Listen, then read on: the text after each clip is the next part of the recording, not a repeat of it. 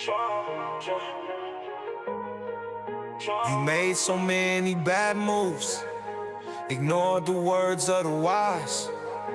We used to feel your struggle, but now it's no surprise. You always played the victim, wanted us to care for you, but we've grown tired of your play. Now it's time for something new. We're turning the page, leaving the past behind. We're setting the stage for a fresh state of mind. You thought we'd stand by forever through every mess you made, but tough love's here to sever the ties that we once laid. Now you're looking for pity, expecting sympathy from us, but we've moved on so swiftly, no longer in your trust. We're turning the page, leaving the past behind. We're setting the stage for a fresh state of mind.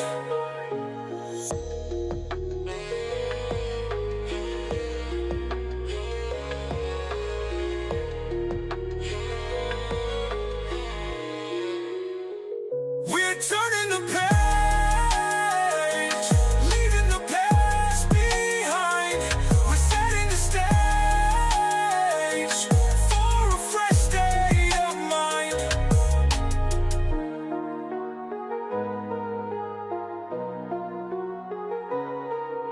You thought we'd stand by forever through every mess you made, but tough love's here to sever the ties that we once laid.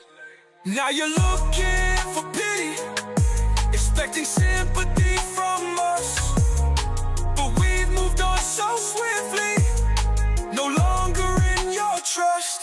We're turning the page, leaving the past behind. We're setting the stage for a fresh state of mind.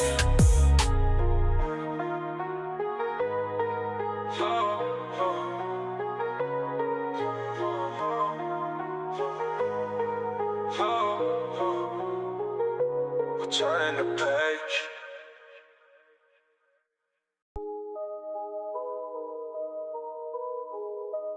Hey, you see them running in circles tight, always got a story they rehearse tonight, asking for dimes, they got no shame, blaming the world for all their pain. Oh, they say, let me hold something, always needing, always frontin'. You're the wrong one, can't you see? Crazy seeing the world differently. They spin tails and point fingers keen, victim medals glisten in the sheen, borrowed time and shallow dreams, forever caught in their scheme.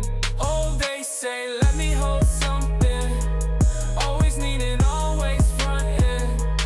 You're the wrong one, can't you see? Crazy seeing the world differently. Watch them call you cold, heart tight. When you say no, they see for fight. Indignation, such a plight. In the victim Olympics night, running in that endless race, mass smiles but no grace, holding hands and casting blame. Life's just a hollow game. Oh, they say, let me hold something, always needing, always frontin'. You're the wrong one, can't you see?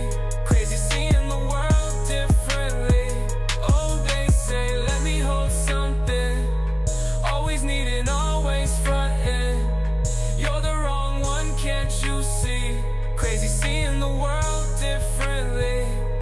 They spin tails and point fingers keen, victim medals glistening in the sheen, borrowed time and shallow dreams, forever caught in their scheme.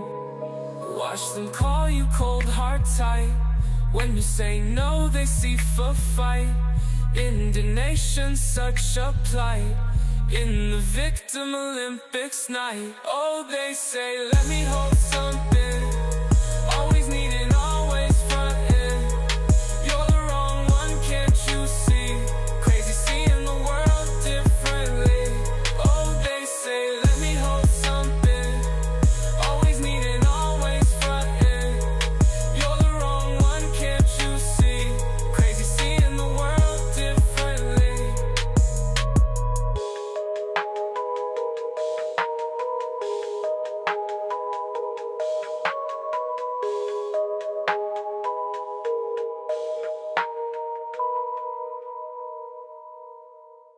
Watch them call you cold, heart tight. When you say no, they see fight.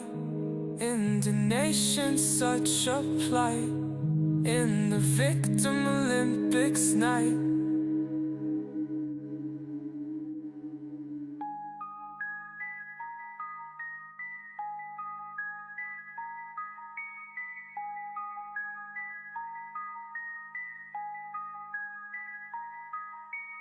Running in that endless race, mass smiles but no grace, holding hands and casting blame. Life's just a hollow game.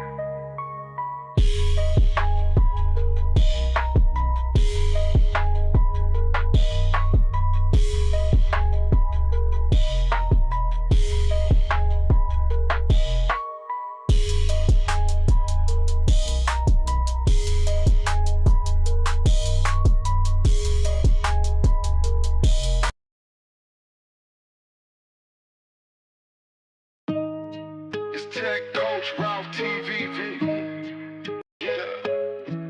Yeah, men lying, women lying, numbers manipulate. Don't matter what no one say, I throw the stats away. No need for calculators, we already greater. No need to validate us. It's Tech Coach Ralph TV. Get up, it is Saturday morning. I've got to get my coffee cause I can't stop yawning. Get to watch my favorite show today. Men lie, women lie, numbers manipulate. Tech Coach Ralph and Mitch and Yakar, that's how it be. Shooting galaxies from their hands, it's Tech Coach Ralph TV. You don't need to grab your remote because you'll be floating free. Don't gotta worry about negative forces, it's positivity. Get up, it is Saturday morning. I've got to get my coffee cause I can't stop yawning. Get to watch my favorite show today. Men lie, women lie, numbers manipulate. Get up, it is Saturday morning. I've got to get my coffee cause I can't stop the yawning. But I get to watch my favorite show today. Men lie, women lie, numbers manipulate.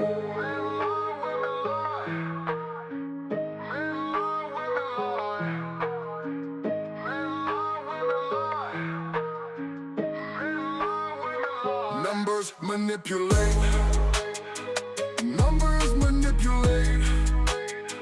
Numbers manipulate. Men lie, women lie. Numbers manipulate. Numbers manipulate. Numbers manipulate. Numbers manipulate. Numbers manipulate. Men lie, women lie. Numbers manipulate. Numbers manipulate.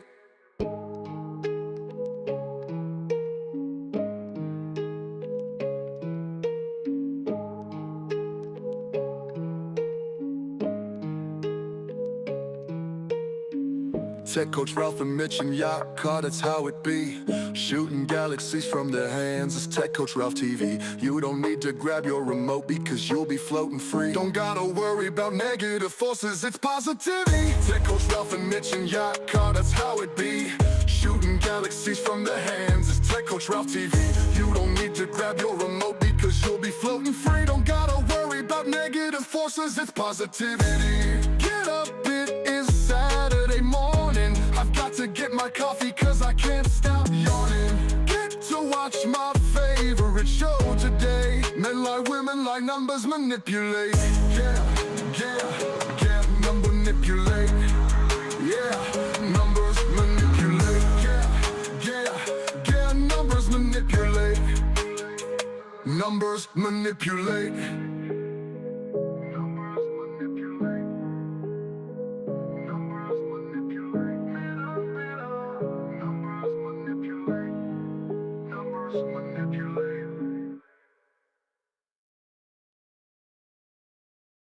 Good morning, good morning, good morning. How is everyone doing on this beautiful, beautiful Saturday morning? Hopefully, everyone had a great week. Hopefully, you are doing well. I am Tech Coach Ralph. We are engineered to win. This is the Men Lie, Women Also Lie, but numbers, the numbers do. Numbers manipulate. And this show is co-hosted by my best friend Mitch and by Yakar, Mr. Tech-Neek in the chat. So good morning, everyone. How are you doing? We're going to be getting into it today. So what I have planned to talk about today is I saw an article about MBA grads are having troubles finding jobs, especially like even from Harvard that they can't find jobs. We're going to watch a quick video about that. We're going to be going over the PPI Producer Price Index, the CPI Consumer Price Index, retail sales, and our weekly jobless claims. And then we're also going to be looking at my guy Yakar sent me these two videos about rental prices in LA and something about price gouging, whatever that is. So we're going to watch those videos and we'll see, we'll give some thoughts and feedback about that. All right. So that is the plan for today. Let me just give some, where's my mouse? Let me give some quick announcements real quick. We have tomorrow, we're going to be going live for DevOps tomorrow afternoon. We're going to be continuing working on our Kubernetes, trying to deploy our Urban Dictionary microservice to Kubernetes. We got 2/3 of the way there last Sunday. We have to do the UI, so that's left. We're going to be doing our large language models on Monday, our AI course on Monday and Wednesday. We had a great show this past Wednesday where we did the web page summarizer using Olama model. We're going to continue cleaning that up this coming Monday, and then I plan to write out a project to help me with my content creation flow using AI. So like everything that I do with AI, I want to build that into one flow. So I just have to say I need information about this, and then it gives me my title, my description, my tags, my keywords, my thumbnails.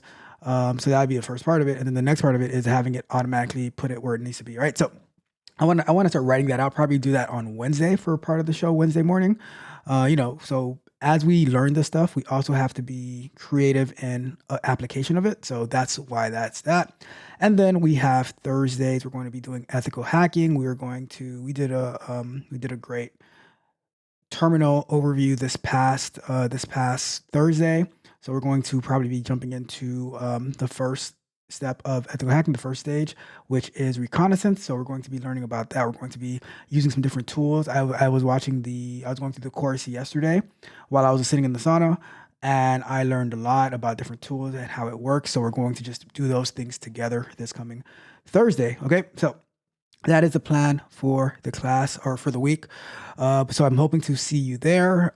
Also, I'm planning on, I was going to do a video on large language models for this coming Wednesday software explorations, but I ended up figuring out a couple of ways to use the UTM on the Mac.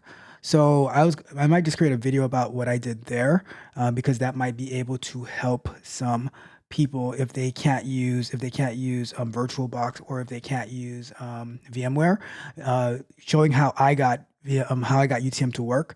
But I don't want to spend any time on the live stream for that, because I feel like we keep going back to UTM.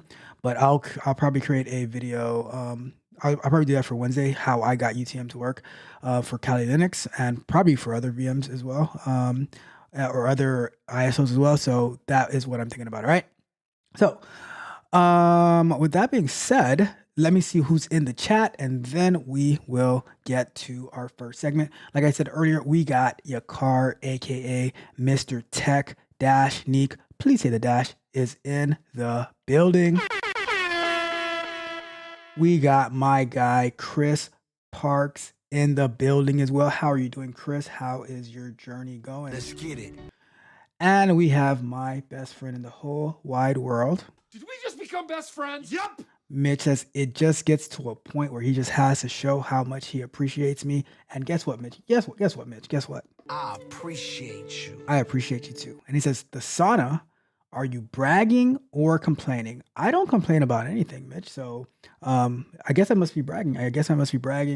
I am getting ready for competition in March. Signed up on Thursday, ready to go. I almost forgot, right? Last night, last night at training, I got this nasty scratch across my face. I don't know if you can see. You probably can't see. Oh, there it goes, right there, right? Right there. Got this nasty scratch right under my eye too, right? This nasty scratch under my, like, across my face, right? I almost look like Omar from The Wire. Courtesy of you guys. You guys know Justin, right? You go subscribe to his channel. He's making movie review videos, right? Go subscribe to his channel.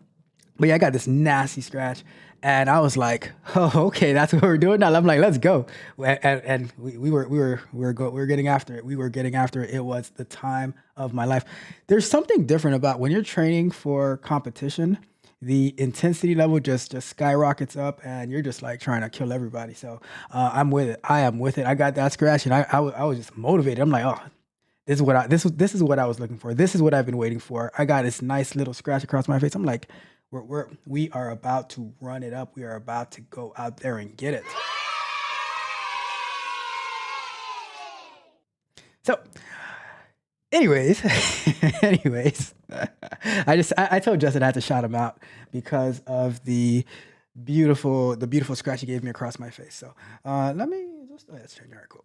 All right, so let me check the chat one more time, and then we're going to jump into this this thing about the MBA grads, right? So Mitch says, I told my mom about the haters.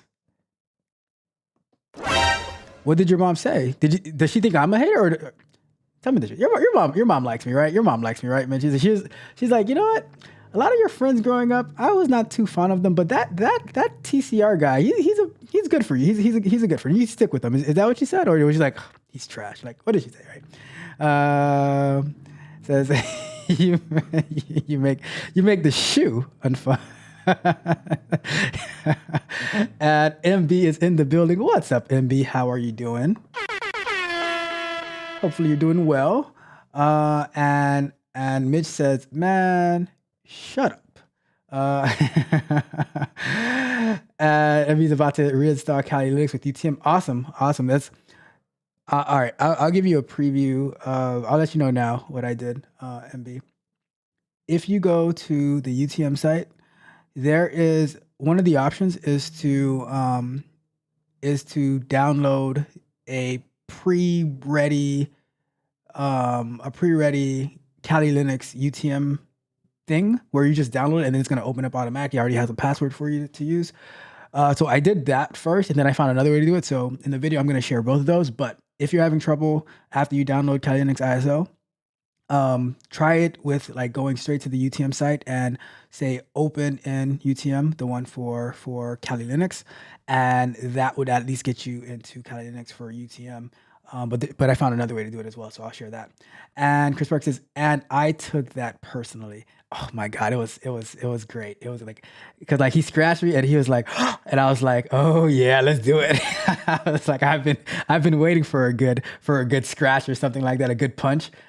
I've been getting elbowed. It's oh my God, like when somebody hits me, I'm like, oh come on, let's go. Now we're awake. Now we are awake. Okay, all right.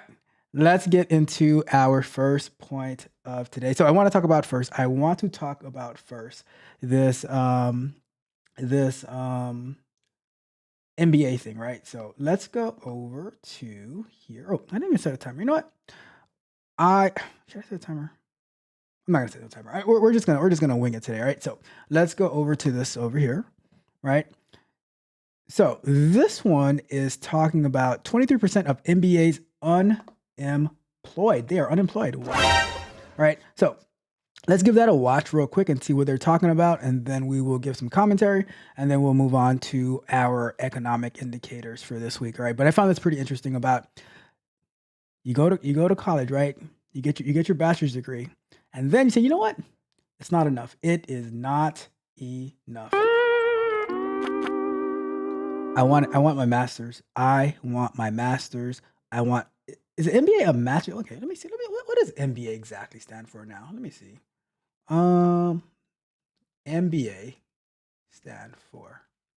It is a Master's of Business Administration, right? So the Bachelor's of Business Administration, that doesn't cut it anymore, right? So now you go get the MBA, the Master of Business Administration, the Master of How to Administer a Business. That's basically what business administration is, right?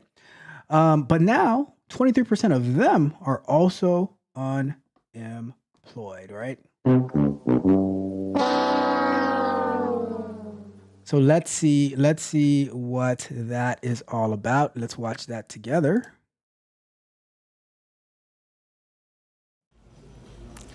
A Harvard MBA is among the most coveted. You do that, your life is sorted. Top job at a top company, six-figure Let's speed that salary, up and a a little bit. relentless climb up the corporate ladder. But maybe not anymore. Look at this new report on MBAs. 23% of Harvard students were jobless 3 months after graduating. We're talking about a top B school. Most Harvard students get jobs before graduation, yet 23% were jobless even after it. This number was 20% in 2023 and just 10% in 2022. So clearly things are getting worse. And it's not just Harvard. Most B schools in the US have the same story. At Northwestern Kellogg, 13% graduates were jobless in 2024. That is triple the number from previous years. At Chicago Booth, the same story. A career officer at Harvard summed it up best. Let me quote, "Going to Harvard is not a differentiator. You need the skills to back it up." And this wasn't always the case. In the past, Imagine that. You need the skills to back up the job that you're getting. Who would have thought? Who would have thought that would be the case, right? Bruh. Now. My question, Mitch. Your car, Chris Parks, MB. Do you guys feel sorry for these MBA graduates from Harvard who are struggling to find a job after they have, paid all that money for their MBA? I'm curious. Like, what do you guys think? the college was the skill. The hard part was getting into a top B school. After that, your career was sorted. But nowadays, that is not enough. Companies are looking for additional skills and talents. Consider McKinsey, one of the biggest consultancy firms in the world. In 2023, they hired 71 graduates from Chicago Booth. In 2024, they hired just 33. Experts say companies are also changing their hiring strategies. Earlier, they would target campus placements. Come, hire a lot, and go. But now companies do smaller, targeted rounds, that too around graduation. And we're seeing that in India as well. The top B schools here are the IIMs, the Indian Institutes of Management. Earlier, IIMs would report 100% placement in 2 or 3 days. But last year was a reality check. Even 2 months on, placement was not 100%. Only 3 out of 6 old IIMs had completed it, and just 1 out of the 15 new ones. What explains the situation? Mainly 3 factors. The first is artificial intelligence. Most jobs are being affected by the use of AI. Management ones are relatively more insulated, yet you can see the effect, especially in the financial sector. Firms like Goldman Sachs, Morgan Stanley, JP Morgan, and UBS have created AI platforms. These may not replace you entirely, but they do reduce manpower requirements. You need fewer people for the same jobs. That is the first factor, artificial intelligence. The second factor is oversupply. There are way too many. So AI is one of the factors in why these people aren't getting jobs, right? So it seems like the play is to start mixing in this tech stuff with this business stuff so that you can have a better way to maneuver, a better way to pivot, a better way to be more marketable, to add more value, believe it or not.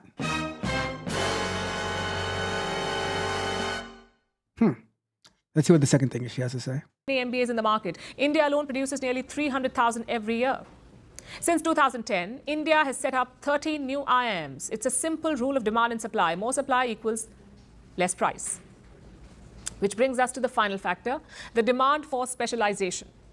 That's what the Harvard official also said. You need the skills to back it up. Nobody wants a general manager anymore. They want something extra. Maybe expertise in digital marketing or data science or artificial intelligence. If MBAs have that, good. If they don't, firms can always hire undergraduates. You get the same specialty at a fraction of the cost. So in simpler words, MBAs need to change. If you're thinking about getting one, keep these things in mind. 1, an MBA alone is not enough. You'll probably have to upskill over it. And 2, you should definitely think about specialized degrees, degrees with real job prospects. Don't blindly fall for the MBA craze. And 3, keep the costs in mind. A good MBA degree is among the most expensive. If you're taking a loan, there is a risk. Weigh all these factors before you jump on the MBA train. From breaking news to the day's All right. So, what's up, Space? What's up, Spaces? How are you doing this morning? Hey, Spaces, you need to stop being up till 3 o'clock in the morning. You know, that's not working well for you, man. All right. Let me see what you guys are saying in the chat. Let me see what you guys are saying in the chat. Let me see if I started the show off with the right song. All right. So, Mitch says that it does suck. You need a degree though, or you don't need a degree though. I believe in skill over a degree unless you are a doctor or a nurse. I would tend to agree. Well, not with the part that it sucks. I don't deal with feelings and what sucks and what doesn't suck and stuff like that. I don't deal with how things should be or could be. I deal with how things actually are, and I adjust for that, right? So keep that in mind. But I agree. You don't need a degree, but guess what? If a degree is going to help you stand out above everyone else, right? So you have the degree and the experience, then whatever it takes for you to separate yourself, I say you go for that. So do you need the degree? I don't really like a lot of these jobs. They'll say, oh, we want this degree or equivalent experience. Now, when you don't have either, that kind of puts you in a bind, right? It kind of puts you in a little bit of a bind, as they would say. I'm in a bind, Nate. Because you might have a 6-month boot camp and 5 months of fake internship experience, and now you go apply for a job that requires a bachelor's degree in computer science or 5 years of experience, and you're like, oh, my 5 months fake internship should be enough. Why is nobody giving me a chance? All right, so there is that as well. But in general, I do agree with Mitch. You don't need a degree, but it can help. It can help, right? Chris Parks says, actually, yes, I get it, man. We were taught by our parents that the degree is what you need to be successful, but the context of having a skill was lost. That is a good point. However, I would say that at some point in your life, right, you do have to open your eyes and see things for what they are. And it's something like, just because our parents might have told us something that they thought, and they might have been wrong about it, right? Or they might have been right to some extent. But I do notice in certain communities, they will value just the fact that somebody's going to college to get a degree, no matter what the degree is. You might have you might graduate summa cum laude in how to, knit scarves or something like that, right? And it's like, great for you. You got a 5.0 GPA, but unless you're in Detroit, where it's like 2 degrees and you have a scarf selling business, I don't know how that's going to do up there, but it might not go too well. I don't know, right? So it's they missed. I think they also missed the point of like, okay, what is your degree actually going to be in? You know what I mean? But I understand what you're saying. I understand. It says now we are adults and men, so no excuses. We gotta get on track and make a way ourselves. But I get where they are coming from. These are just good college kids who applied themselves. I mean, just because you apply yourself, right? If you apply yourself in the wrong things, because there are some people, they apply themselves like crazy, but in the totally wrong things, and now they are, they are wreaking havoc throughout the world. So, but I get what you're saying. I do get what you're saying. And listen to their parents, and now they just need to get their ish together and get better skills. Same as all of us. It's not too late. I agree 100% with you, Chris. And Spaces says that it's too early. It is too early. Hey, guess what? You know what, Spaces? It is 5 o'clock somewhere in the world, all right? It is 5 o'clock somewhere in the world. That lady sounds like you are terrible. That was a very nice lady, Spaces. Come on. And Mitch says, Infinity. Are you talking about Xfinity, the cable and internet provider, or Infinity, the car brand, or both, I'm not sure which one you're referring to there. And MB says, in my master's program now. Shout out to MB. However, MB, what master's program are you in? Are you going after an MBA, or are you going after like a master's in cybersecurity or something? What are you working on? And oh my God, stop the show. We got Randy I haven't spoken to Randy in such a long time. What's up, Randy? Says, do you think it may be beneficial for entrepreneurs, especially if applying for business loans, additional funding? So I can't really answer that question directly, because guess what? I have never been to MBA to get an MBA. I've never been to college for business administration. I am a tech person through and through. But I will say this. If the MBAs, right, are struggling to find a job, if getting an MBA would help you as an entrepreneur, then why are not more MBAs entrepreneurs? I would say that, because like I know somebody who has MBA and they pretty much kept working their regular job. Their bump and pay went up a little bit, but they kept on working their regular job. They don't do anything else with it. I've floated ideas and suggestions to them, and I'm just good running in this race. I'm like, all right, cool. But I will say this. I'll bring it back up, right? But I'll say this. I don't know if for entrepreneurs, if that is, I don't know if they talk about business loans and additional funding as opportunity for entrepreneurs. But I will say this for entrepreneurs: when you start to just do, like, things will come your way, and you'll make mistakes. And I don't think like going to college, getting MBA is going to prevent those mistakes. But you'll make mistakes, and you're going to learn from those mistakes. And when you're actually going through it, and Randy, you've been with me since like almost day one. You've seen all the different changes and evolutions on the channel. When you just go through it, like, you start to evolve, and you start to learn, and you start to research what you need. I don't know if going to spend another $50K on a college degree is going to help any more than learning from the experience and from research and from actually making money and doing the work. So that's what I would say to that thought. I can't say for sure, but we got the Wealth Building Journey in the building. What's up, the Wealth Building Journey? And Mitch says both, BOAF, both of them, Xfinity and Infinity.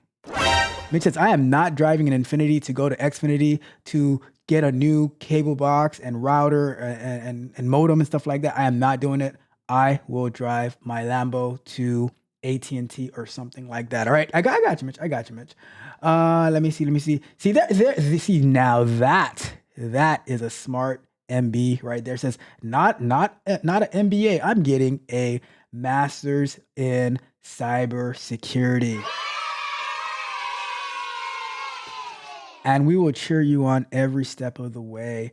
Let me see. And Spaces says, what kind of earphones are those? I know who you're talking about, Spaces. I know who you're talking about, but Mitch, when he wrote back, he said Infinity. So I was just messing it up. And these, I don't even know. These are, let me see. I don't know. I don't even know. These are these. I don't even know. I'll send you a link to them on the Discord. I got them on Amazon the other day because I wanted something to listen back and help with the sound coming through the mic. But yeah. All right. And Mitch says, get good credit, then leverage it, get the money. And Mitch says, trash phones. What's trash?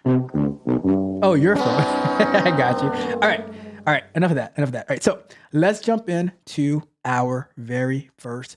I have to start up the Urban Dictionary of Economic Data as well. Let's go to this one. New window.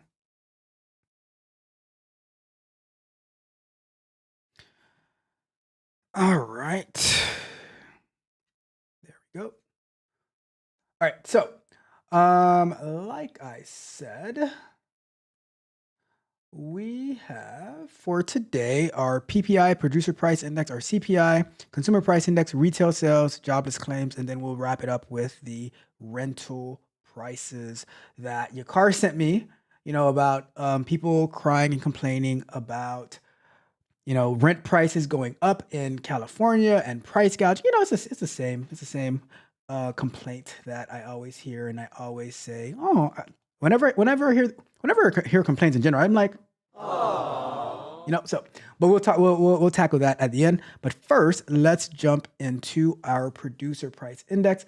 What is the producer price index? So I'm gonna go over to see if that's gonna work. Let's see if this works. Boom, there we go. Look at that. Look at that beautiful Urban Dictionary of Economic Data right there that we built. We built live on this channel. You know how we do. You know how we do over here. Always putting in the work day in and day out. Oh, why is that like that?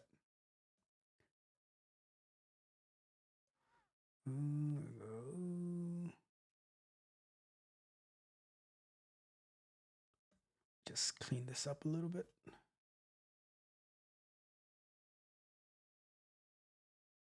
All right, anyways, whatever. So we're talking about the producer price index.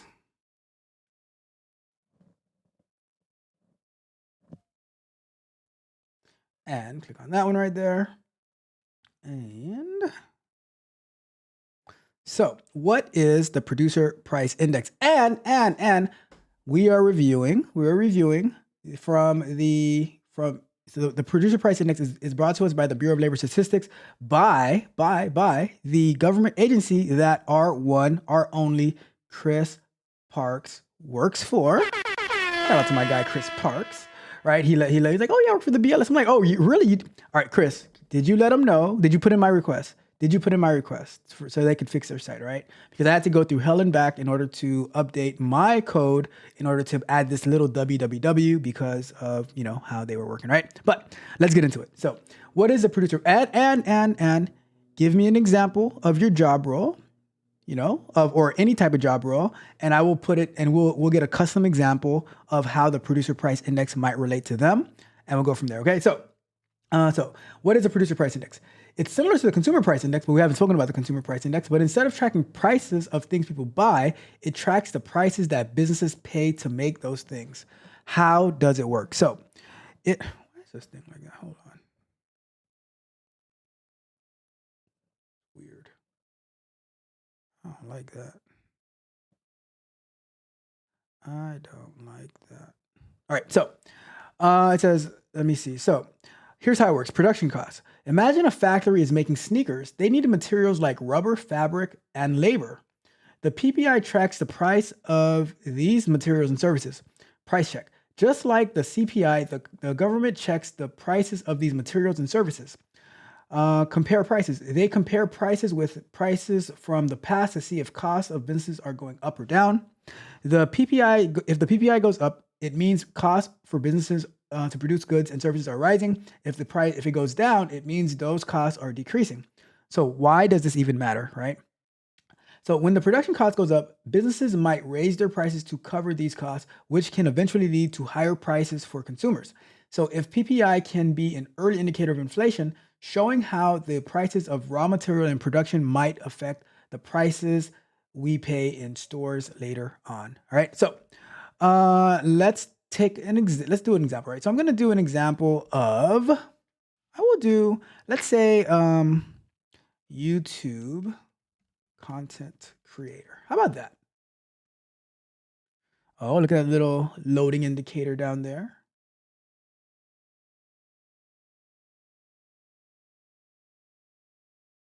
And you see the one up here, the one up top over here. Look at that one up there too. I got two of them. I got two for the price of one. All right. So how does the producer price index impact a YouTube content creator? So the cost of production, let's say you as a YouTube content creator or me, right? Making cooking videos. Guess what?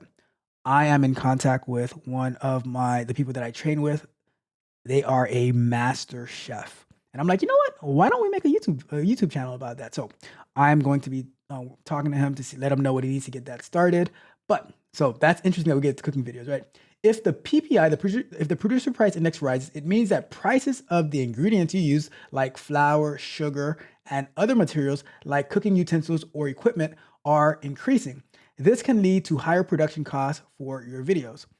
Budgeting and pricing. If you're planning to create content that requires purchasing new equipment like a camera or lighting, a rising PPI can signal that prices for these items are also on the rise, meaning you might need to adjust your budget or plan your purchases more carefully. You could also decide to postpone buying new items to save costs, like waiting till Black Friday or for whatever, maybe 4th of July or something like that. Ad revenue and sponsorship. Let's see, it says, for ad revenue and sponsorship, the PPI can also indicate broader economic conditions. If producers are facing higher costs, they might start raising prices on products they sell. This could impact the companies that sponsor your videos. If they're facing higher costs and less consumer spending, they might have smaller budgets for sponsorships or advertising. This might mean lower payments for your sponsored content. Well, that's depressing. All right, so content strategy.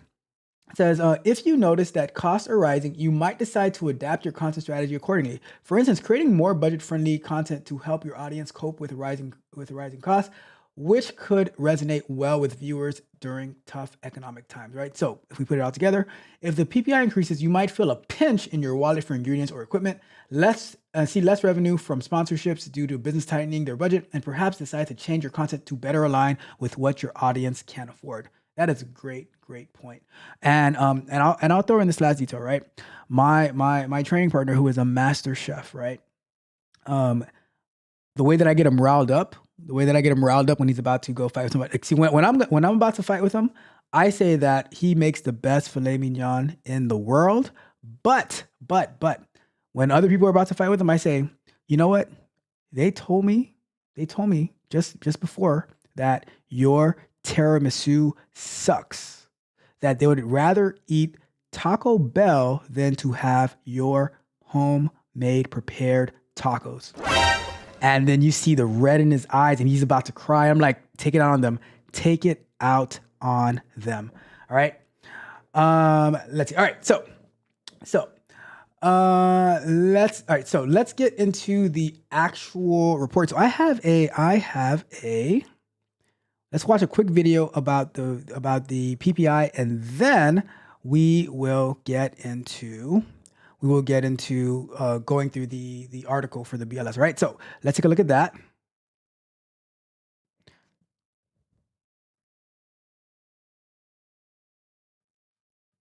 Inflation data this morning, and it did come in cooler than expected. That has sparked a bit of a rally in the equity market, as you see. Not too much, but a bit. Let's get to our Steve Leisman. He's got a closer look at the underlying numbers of PPI. Steve. Hey, David, yeah, finally some good news on inflation. The PPI, the producer price index, coming in better than expected, raising some hopes that the worst may be avoided in tomorrow's consumer price index report, which is the more important of the two. Headline coming in 0.2 versus 0.4 last month, and an expectation or an estimate of 0.4. The core flat 0.0. Goose egg versus 0.2. Takeout, food, energy, and trade, it actually fell 0.1%. But the headline's still showing some in the pipeline, 3.3 versus 3.5. Looking at the details, food declining after massive increases last month, some of them related to the avian flu. Other issues were out there, but they were down this month. Energy, though, popping higher. Trade down 0.1%. That's the measure of margins out there among wholesalers and retailers. One concern is the domestic air travel prices rising 6.8%. on the month. Some of that could carry over into the CPI. But good news there, services, another goose egg. On commentary nationwide, senior economist Ben Ayers writes, this tempers the higher end of expectations for tomorrow's CPI report and clears the way for softer inflation readings in early 2025. That's one of the expectations out there, that we don't get the big numbers in January and February that we got last year. Probabilities, well, June, 55% for just one cut. That's the first time it gets over 50% is in June. And December, well, we really can't price in that second cut. It's just a 32% probability. Well, Kansas City Fed President Jeff Schmidt, he adds to that concern about a second cut, repeating comments he made last week. He believes we're at a point where the Fed doesn't need to be restrictive on the funds rate or supportive on the funds rate. Policy should be neutral. And it's just about where it ought to be right now, guys.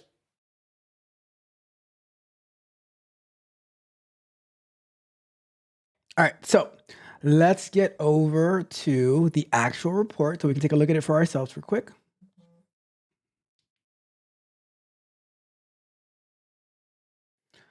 All right, so there goes our producer price index report. And let's take a look at the release. So this was released Tuesday, January 14th, 2025. So the producer price index for the final demand advanced 0.2% in December of 2024.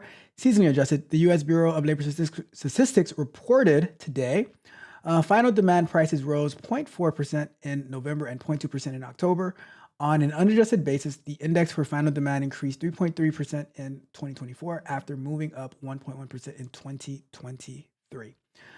The December rise in prices for final demand can be traced to 0.6% advance in the index for final demand goods. Prices for final demand. What's going on over here? All right. The price for final demand can be traced to 0.6% advance in the index for final demand goods. Prices for final demand services were unchanged. The index for final demand, less food, energy, and trade services edged up by 0.1% in December, the same as in November. Prices for final demand, less food, energy, and trade services rose 3.3% in 2024, advancing 2.7% in 2023. The final demand goods, the index for final demand goods rose 0.6% in December, the third consecutive advance. The December increase in prices for final demand goods is attributable to a 3.5% jump in the index for final demand energy. In contrast, prices for final demand food edged down 0.1%, while the index for final demand goods, less food and energy was unchanged. Let's see. Product detail leading the December increase in prices for final demand goods. The index for gasoline advanced 9.7%. Prices for residential electric power, meats, motor vehicles, gas, fuels, and fish and fresh fruit and melons also rose. Wouldn't melons be considered fresh fruit? Are melons not considered fresh fruit? Well, I'd say fresh fruit and melons. I don't know. I need to ask a farmer about that one. All right. Conversely, the index for fresh and dry vegetables declined 14.7%. Prices for carbon steel, scrap, and for residual fuels also fell. Well, guess what? The fresh and dry vegetables, they do not affect me at all because I do not eat vegetables. Nope, do not. It says final demand services. In December, the index for final demand services was unchanged after rising 0.3% in November. In December, a 2.2% advance in prices for final demand transportation and warehousing services offset declines in the indexes for final demand services, less trade, transportation, and warehousing for final demand trade services, which fell 0.2% and 0.1% respectively. Always respectively, all right? Let's see. Product detail within the index for final demand services in December, prices for transportation of passengers, partial, jumped 7.2%. The indexes for deposit services, automotive fuels and lubricants retailing and food retailing and chemicals and allied products wholesaling also advanced. In contrast, prices for traveler accommodations services fell 6.9%. The indexes for machinery and vehicle wholesaling, loan services, partial, food wholesaling and furniture retailing also decreased. All right. So if we're looking at this December over here, total final demand, 0.2, advanced 0.2, less energy and trade, 0.1, total 0.6, negative 0.1, energy 3.5 increase. Less energy and food stayed the same, yada, yada, yada. All right. Within intermediate demand in December, The index for processed goods increased 0.3%. Prices for unprocessed goods jumped 3.2%. And index for services rose 0.4%. So let me take a look at this real quick. And they said that they forecasted so at Bloomberg, they forecasted they forecasted 0.4, but it actually only went up 0.2%. So it was it got a little bit more expensive, but not what they thought it was going to be. All right. But yeah, so that is pretty much it for our producer price index. Let's go back to full screen. And yeah, so that's our producer price index. Let me see what we have in the chat before we jump over to our consumer price index. All right. So let me see.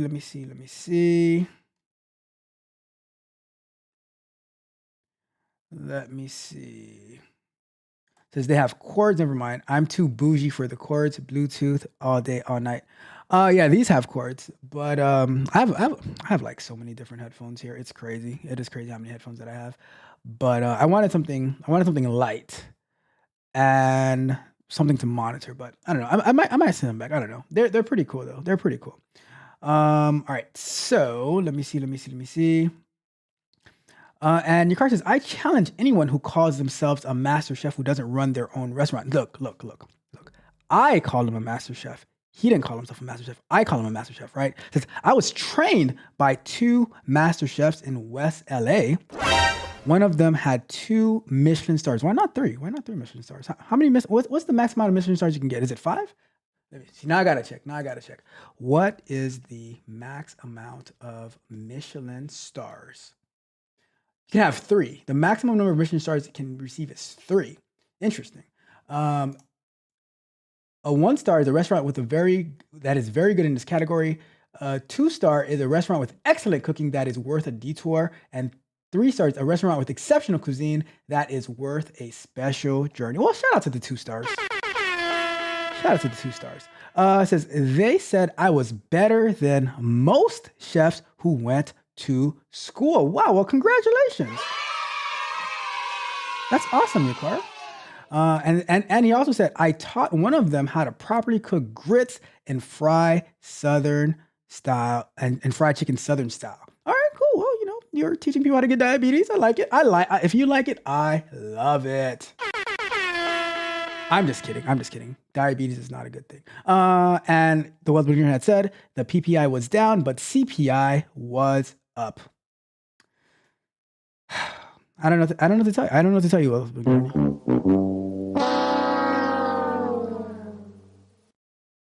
Let's see.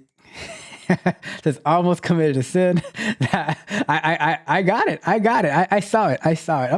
I'm good. All right, not yet. And it says,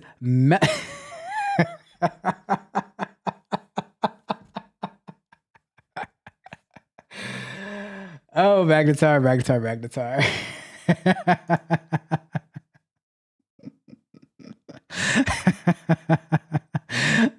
You're hilarious, Magnetar. Oh, and welcome to the King Snitcher himself. How you doing, Magnetar? How are you doing? We the best. And Magnetar got his Kali Linux up and running the other night, so that was awesome. It was like 1 o'clock in the morning. He got it up and running. All right, so that was awesome. Let me see. What else we got? All right, so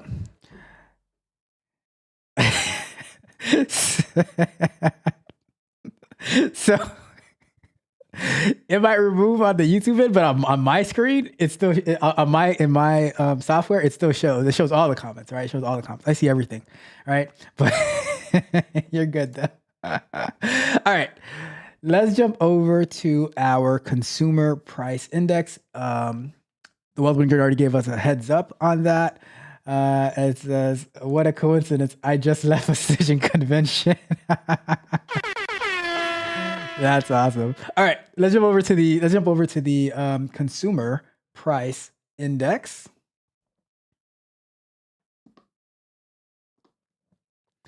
So we are going to go over to here and we're going to search consumer price index. And so what is the consumer price index? Well, let's find out together. So the consumer price index is like a report. It's a price report card for everyday things you buy. So similar to the producer price index that we just read, like groceries, gas, clothing, and even rent.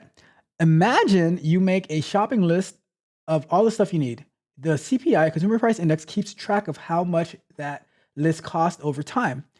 And I'm going to use the same example of the YouTube content creator because I want to compare and contrast how the producer price index would affect a content creator versus how the consumer price index would affect a content creator. It might be similar in some ways, but I want to see the differences as well. Okay, so here's how it works. Shopping basket. Think of it as a big basket filled with all the stuff people usually buy. Price check. The government checks the prices of these items regularly. They compare prices. They compare prices with prices from the past to see if things are getting more expensive or cheaper. It says, so if the CPI goes up, it means prices are rising and your money doesn't stretch as far. If it goes down, things are getting cheaper. Why does it matter? Well, it affects how much money you need to live and how much you can save. It also influences things like wages, pensions, and even the economy overall. Basically, the CPI is a way of measuring the cost of living and how it changes over time. All right, so let's do the YouTube content creator as well. Let's do that.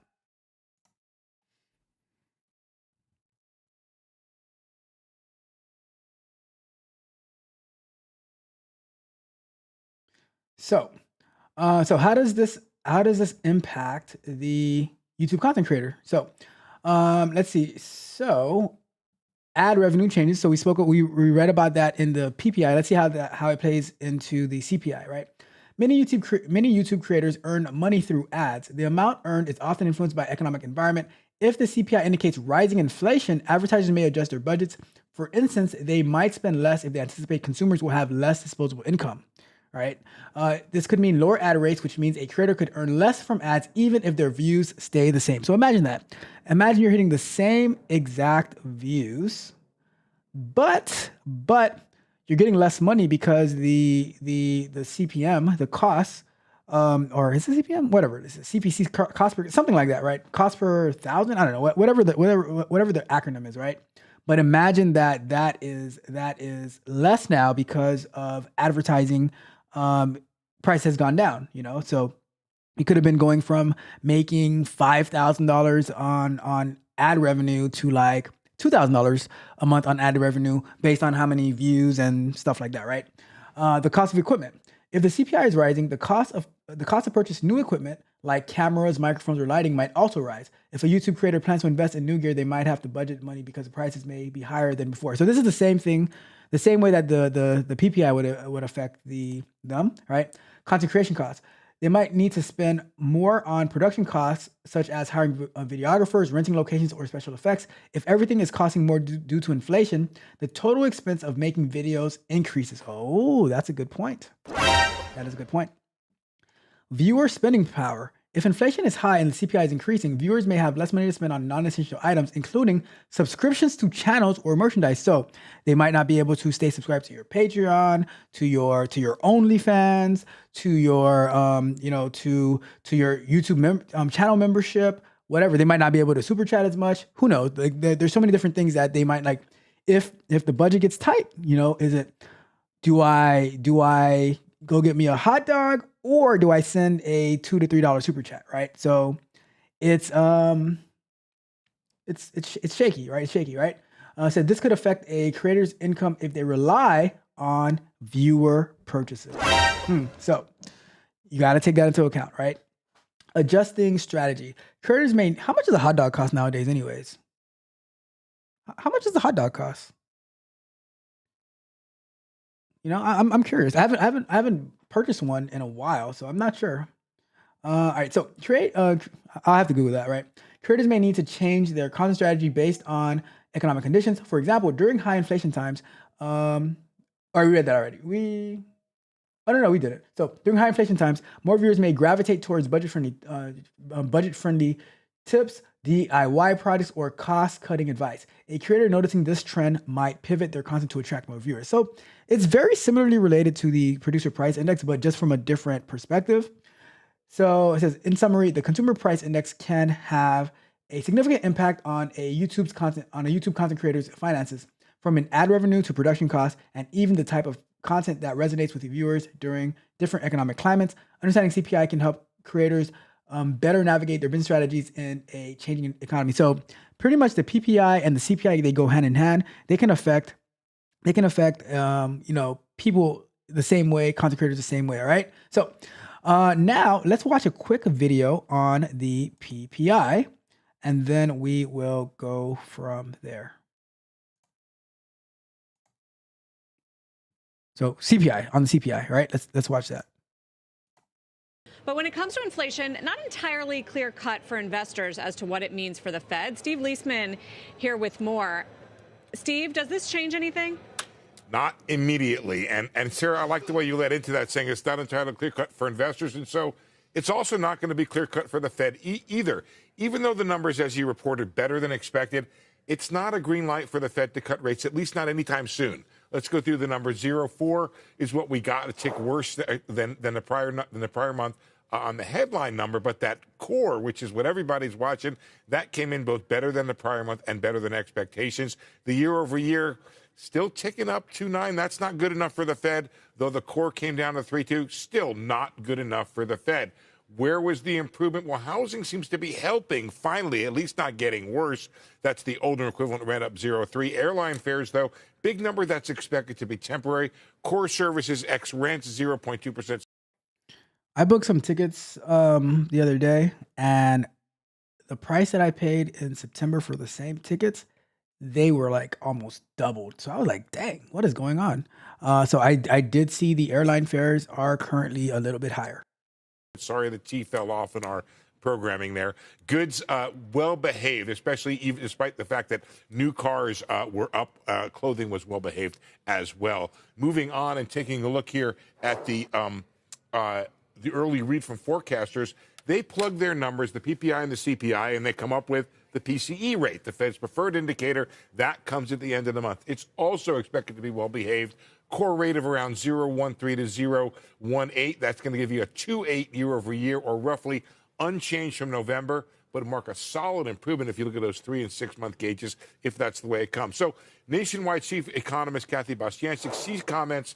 We see the Fed moving to the sidelines for the first half of the year to assess the evolving economic, inflation, and policy landscape. It's kind of where the market is. If you look at the probabilities, you can see they're higher, but they're not 50% for May. They're 66 or 2/3 for June. That's okay, but it's not incredibly confident. And we still can't get above 50% for that second cut in December. So hopefully this is answering Sarah's question at the top of this. Most economists believe the Fed's going to be on hold. Why? Because of the issues of fiscal policy and being unsure about inflation. Sarah, to me, I think only a big change or a big weakness that's evident over several months in the jobs report would change that issue of the Fed being on hold for probably 6 months here.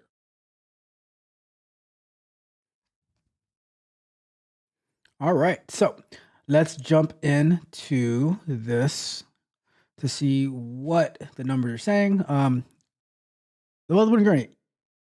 It sounds like he was saying that the CPI was decent. Do you have a different perspective?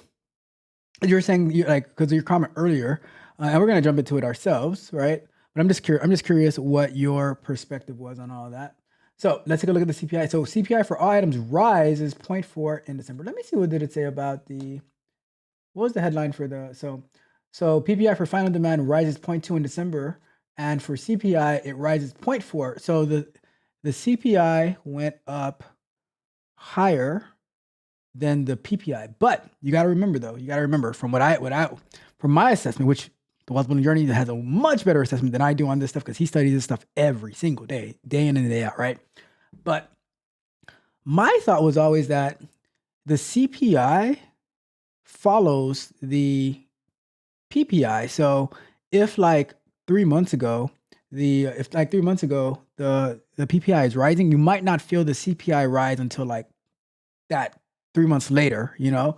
But I could just be talking nonsense, right? So don't quote me on that, right? But let's jump into it. So it's so let me see what the wealth building journey said real quick. Wealth building journey said about that it went up from 2.7 to 2.9. That guy was trying to make it sound better than expected. Okay, gotcha. So but the CPI rose is what you're saying. Gotcha. All right, cool. So thank you for that with the wealth building journey. So it says the consumer price index for all urban consumers CPI-U increased 0.4% on a seasonally adjusted basis in December after rising 0.3% in November. The U.S. Bureau of Labor Statistics reported today. Over the last 12 months, the all items index increased 2.9% before seasonal adjustment. The index for energy rose 2.6% in December, accounting for over 40% of all of the monthly all items increase. The gasoline index increased 4.4% over the month. The index for food also increased in December, rising 0.3% as both the index for food at home and the index for food away from home increased 0.3% each. The index for all items less food and energy rose 0.2% in December after increasing 0.3% in each of the previous 4 months. So it's been going up pretty much. Every month for like the past 4 months at least. But it rose a little bit slower this past month, right? Indexes that increased in December include shelter, airline fares, and used cars and trucks, like we saw in the video, new vehicles, motor vehicle insurance, and medical care. The indexes for personal care, communication, and alcoholic beverages were among the few major indexes that decreased over the month. Well, that's interesting that alcoholic beverages went down in December, like the bridge between Thanksgiving and Christmas, that alcoholic beverages prices went down. That's interesting, right? That's interesting. I have spet-p_pv on Twitch. How are you doing? It asks, is this an analytics review? Yes. We are looking over the weekly economic indicators for this past week. And we see how do they relate back to the tech space, because I am in tech. So I'm like, you know what? This is important information. So I'm trying to review it, make sure I understand it, all that good stuff, right? But welcome. I thank you so much for being here. I appreciate you. All right. So there goes a table of the CPI.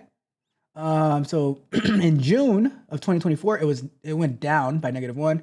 June 2024 up 0.2. August 2024 up 0.2. September 2024 up 0.2. October 2024 up 0.2. November up 0.3. December up 0.4, which leads us to 2.9. And food has progressively gone up. Food at home has progressively gone up. Food away from home has gone up 3.6. And remember, I think it was back in April, where certain states they raised their minimum wage for certain food places to like $25, right? So I can definitely see why food away from home continues to go up. Energy dropped a little bit, and energy commodities dropped a lot. Gasoline dropped. Fuel oil dropped a lot. Energy services though, so the actual cost of the energy dropped, but the actual service of the energy, that went up 3.3 points. Utility piped gas services 4.9. All items less food and energy 3.2. Let me see. Commodities less food and energy commodities negative. So these went down. Apparel went up 1.2. Transportation services 7.3. Let me see. Cool. So food index increased 0.3% in December after rising 0.4 in November. Food at home rose. For the 6 major grocery stores, food group indexes increased in December. The indexes for cereal and bakery products rose 1.2% over the month after falling 1.1% in November. The meats, poultry, fish, and egg index increased 0.6% in December as the eggs index rose 3.2%. The index for other foods at home rose 0.3% over the month, and the index for dairy and related products increased 0.2%. So food is going up. Non-alcoholic beverages fell 0.4% in December after rising 1.5% the previous month. The index for fruits and vegetables declined 0.1% over the month after rising 0.2% in November. Food away from home rose. All right, let me see. The index for food at home rose 1.8 over the last 12 months. The meat, poultry, fish, and eggs index rose 4.2 over the last 12 months. My wife went to the store the other day to get some eggs, and there were not many eggs available. I don't know what's going on with the eggs. My mom went to another store for eggs the other day. She said she couldn't find eggs either, so I don't know what's going on with these eggs. Maybe we need to start getting our own chickens running around the back. But I would be annoyed by these chickens because there has to be some chickens in our neighborhood, right? And I'll be in the sauna like at 6 o'clock in the morning, and they'll start like what is it that they do, like crowing or their cock-a-doodle-doo thing that they do in the morning. I'm like, why are you why? Like, anyways, I digress. Little things that bother me. All right. Let me see. So index energy increased 2.6. Index in December, it decreased 0.5 over the past 12 months. All items less food and energy. The index for all items less food and energy rose 0.2% in December after rising 0.3% in each of the 4 preceding months. Let me see. Medical care increased 0.1% over the month after rising 0.3% in October and November. The airline fares index rose 3.9% in December after rising 0.4% in the previous month. Can you guys hear that plane? There's a plane flying overhead. All right, let's see. The index for all items less food and energy rose 3.2% over the past 12 months. That's about it. That is about it. So that is the CPI for the month of December 2024. Let's go back to full screen. Let me check the chat real quick to see what we have going on. Let me see. All right, so let me see. I had missed this. I had missed this over here. So, all right, hold on, not that yet. Magnetar says to Chris Parks, I have no idea what you're talking about.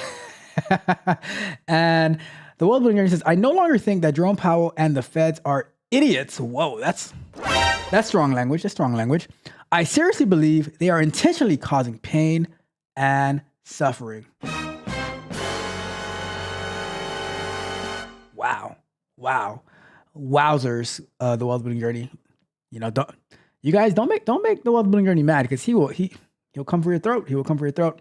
And Chris Park says, come on, it's the opening to Ralph's King Snitcher song. What are you talking about? King Snitcher? What? I have no idea what you're talking about. They ain't believing us. All right. This says hit him with the mess up and I will ring your bell. Wow. Bruh. Wow. Chris Park says hot dogs are about $4 to $5 nowadays. You guys remember where you can get a hot dog for $1 from a little hot dog cart stand, whatever, parked on the side of the street? Now $5 for talk about inflation. Talk about inflation. My goodness. I remember where you can get a bag of chips, a bag of Doritos in the checkout line for 25 cents back in the days. Back in the days, right? Now, for 25 cents, you get like two whole chips. It's rough out here. It is rough out here. Let me say, so the Wealth Journey says at Costco they should still be the same price. Okay, well, gotta go to Costco and Sam's Club if you want to get a good priced. But are they the same size though? The Wealth Journey, are they the same size? Because sometimes they'll keep it the same price, but then they'll make it smaller. You know, is it the same size? That matters too. That matters too, right? It says it still went up from 2.7 to 2.9. That guy was trying to make it seem sound better than expected. Gotcha. Okay. Gotcha. It says CPI has been going up since October. This is now no longer a one-off. It is a trend, and we cannot ignore it. Tell them. Congratulations, you played yourself. That agreed. Like, I'm like, wait, it's been going up. Like, so what does that mean? And they're like, oh, it's not to a certain point. Like, okay, do we need to go into disaster mode before you actually do something about it? It says, are you a software engineer? I mean, yes, I do mainly software QA engineering, like automation and stuff like that. But like at work, but I do DevOps. I do software development. I do large language models. I do ethical. Like I'm learning ethical hacking on this channel. I do all those different type of things. I've built applications. I built mobile applications on this channel. I built like this. You'll see in a second, or the Urban Dictionary of Economic Data that I'm using to look up the information. We built that on this channel, and we use it for this show. So yeah, I would consider myself a software engineer. And the Wealth Journey says, I believe so. All right, cool. Okay, let's go over to our next data point, which is going to be our retail sales report. All right, so let's go over to our Urban Dictionary of Economic Data. And we're going to search for retail. Commerce Department report on retail sales. Okay. So, and this one is brought to us by the U.S. Census Bureau, which Chris Parks does not work for, or at least I don't think he works for, unless he's job stacking within the federal government. What?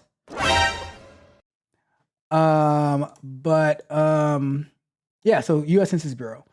And so what is this Commerce Department report on retail sales? The Commerce Department is a part of the U.S. government that deals with business and trade.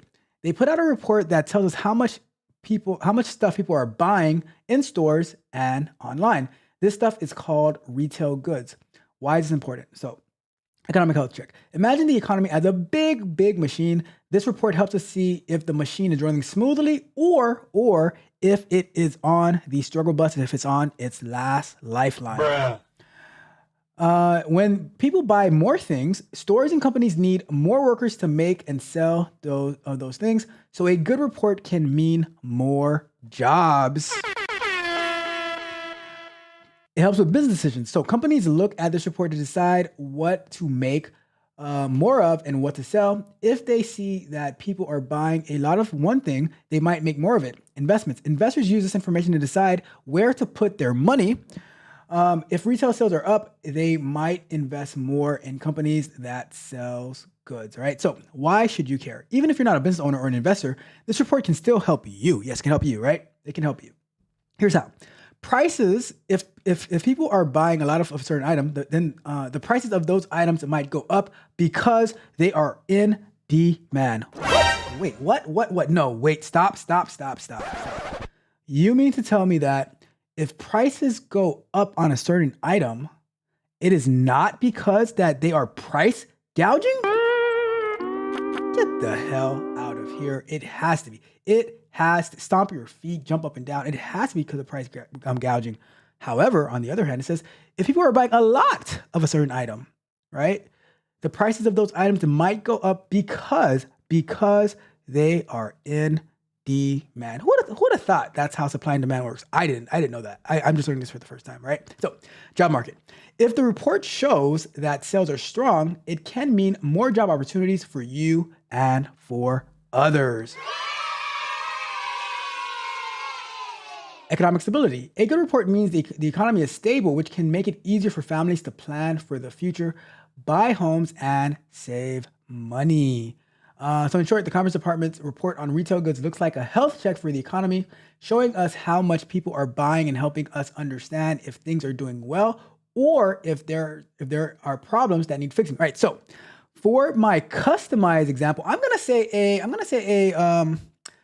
a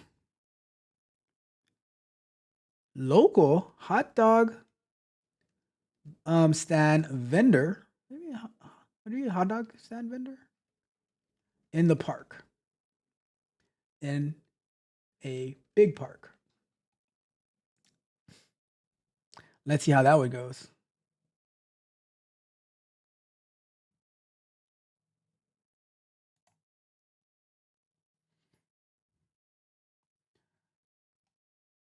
So, how does the Commerce Department report on retail sales affect a hot dog vendor in a big park, right? So, understanding consumer trends. If the report shows that overall retail sales are rising, it indicates that people are spending more money in general. For a hot dog stand vendor, this could mean people will be willing to stop for a hot dog and enjoy their day in the park.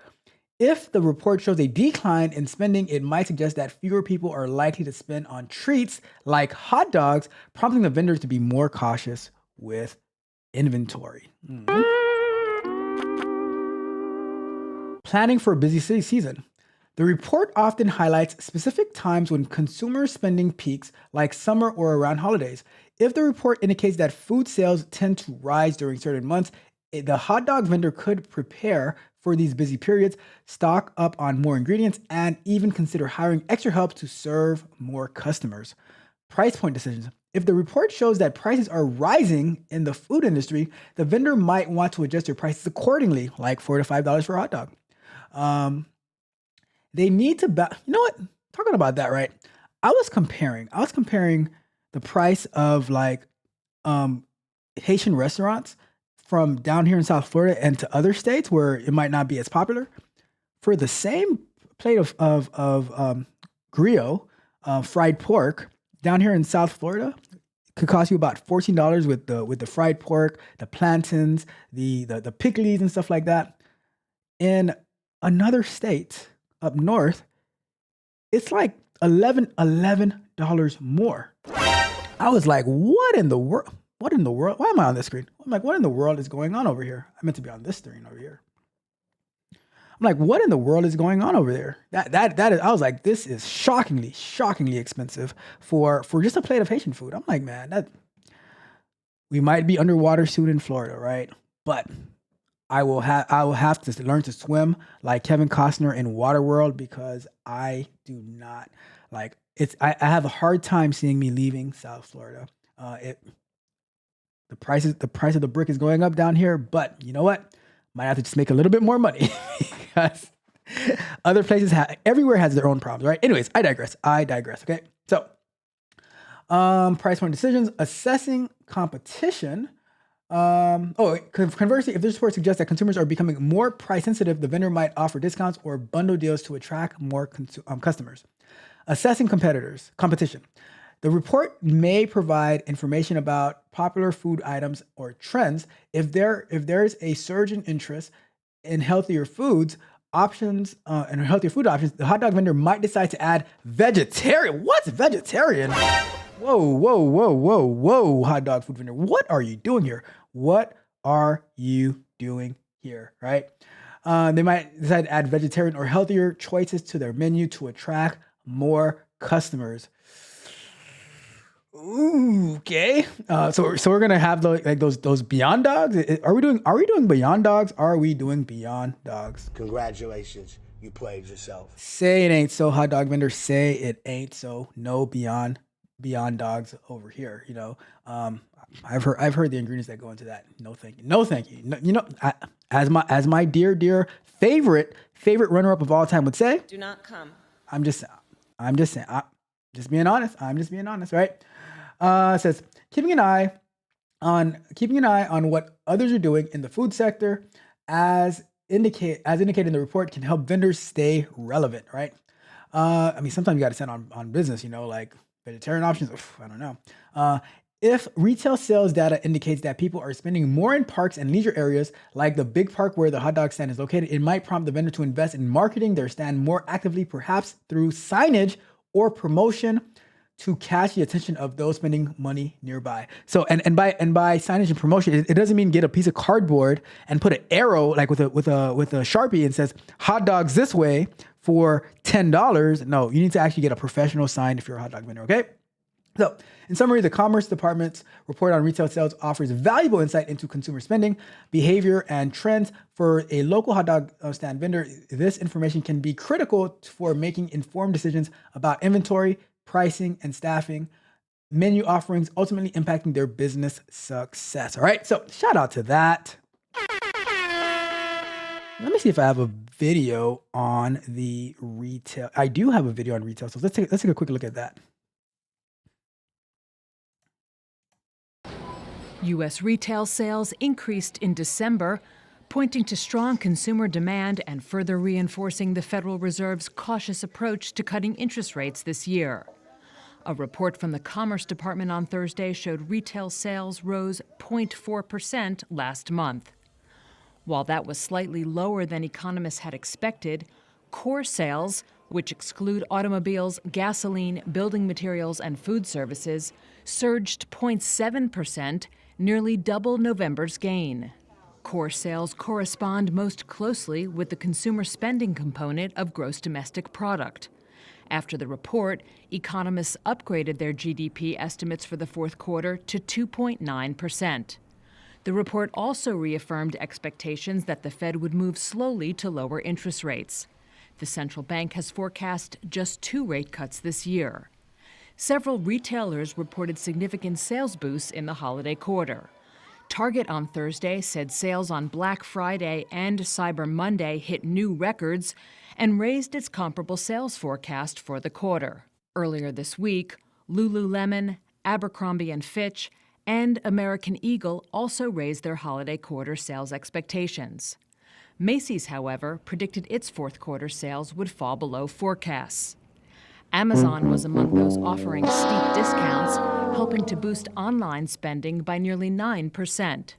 But discounts come at a cost to retailers' margins, which could show up in the coming earnings season. So, I will say this about this Amazon price lowering thing. I was looking to get a new mic, right? And they had it for like 3 months. It was on like special sale. Then it was on Black Friday sale. Then it was on Cyber Monday sale. And the only thing I ever changed was the tags, right? The price of the mic stayed the same through and through. I was like, not cool at all, right? But let's go look at this report, the Census Bureau report. Let me see. All right, let me zoom in a little bit on that. So it says the advanced monthly sales, $792.2 billion, 0.4, and November was $725.9 billion. Okay. So it says advanced estimates for the U.S. retail of food services, advanced estimates of U.S. retail and food sales for December 2024, adjusted for seasonal variation and holiday and trading day differences, but not for price changes, were $729.2 billion, an increase of 0.4% from the previous month and up 3.9% from December 2023. Total sales for 12 months of 2024 were up 3% from 2023. Total sales for the October 2024 through December 2024 period were up 3.7% from the same period a year ago. The October 2024 to November 2024 price change was revised up from 0.7% to up 0.8%. Retail trade sales were up 0.6% from November 2024 and up 4.2% from the last year. Motor vehicles were parts dealers were up 8.4% from the last year, while non-store retailers were up 6% from December of 2023. So that is the report for the monthly for the on sales, right? Monthly sales report. Let me see. But that's about it. That is about it for that for the Census Bureau report on retail sales. Let me check the chat, and then we're gonna get to our second to last. We're gonna run through the weekly jobless claims, initial jobless claims. All right, so it says over here, Costco says Costco has been keeping the price of the food the same, generous at the same price, affordable. Shout out to Costco. Costco there. See, I don't go to Costco. I used to go to Costco. I don't go to Costco anymore for two reasons. they opened a BJ's like 2 minutes away from where I live. That's one thing. The other thing is that it was always so packed. Like I can go to BJ's and I can be in and out in like 10, 15 minutes. If I go to Costco, that has to be like a 3-hour event because just to get into the store, find parking, get into the parking lot, find parking, get into the store, get what you need, and then go to the checkout. And that's like a whole day's out right there. So I love Costco, but I value the time. I love my time more than I love Costco. Let's put it like that, right? And Spet_PV says, I'm building an app with Flutter. Oh, that is awesome. What is your app going to be about? What type of app are you building? I built the time cost calculator using Flutter last year. The latest version is out on Android, but I need to update the screenshots for Apple, for iOS. That's why it hasn't been approved yet. So I'll probably do that hopefully this weekend, maybe Monday, so I can get the latest version out on Apple. But yeah, what type of app are you building? I'm really curious to hear about it because and I think that's awesome. Let me know the progress on it, and I will definitely shout you out. But great job. The Wealth Building Journey says it's a loss maker for them, but they make so much hand over fist profit. They probably use a tiny % of each store's profit to pay for the food. Think about when's the last time a Costco wasn't full. That's what I was just saying. And I agree 100% with you. I think like if you look at the bigger picture, if you're going to make money doing something else, like imagine this, right? Imagine husband and wife, kids go to Costco, and the wife is going through the aisles, gathering whatever, and the kids are like, being annoying and stuff like that. So she asks like, honey, can you take the kids to get like a churro, and can you get me one of those blueberry smoothie drinks? And so he goes over there, gets himself a hot dog or some type of, or a slice of pizza or something like that. And the kids are like, now they're having a good time. They're playing on the iPad and they're eating their churro or their pretzel or something like that. So it makes sense. It keeps you in the store longer when you do it like way. And sometimes on your way out, you also get something to eat as well after shopping for all that time. So I totally agree with you, the Wealth Building Journey. And it says, do not eat out in DC. You might cry at these prices. Ooh. When I went to DC maybe 2 or 3 years ago, I think it was like 2 years ago, right? Actually, I went to Virginia, but we stopped by DC on our way, like when we were leaving, and we ate at a, I want to say it was like an Arabic type place, and the prices are serious up there. The prices are serious up there.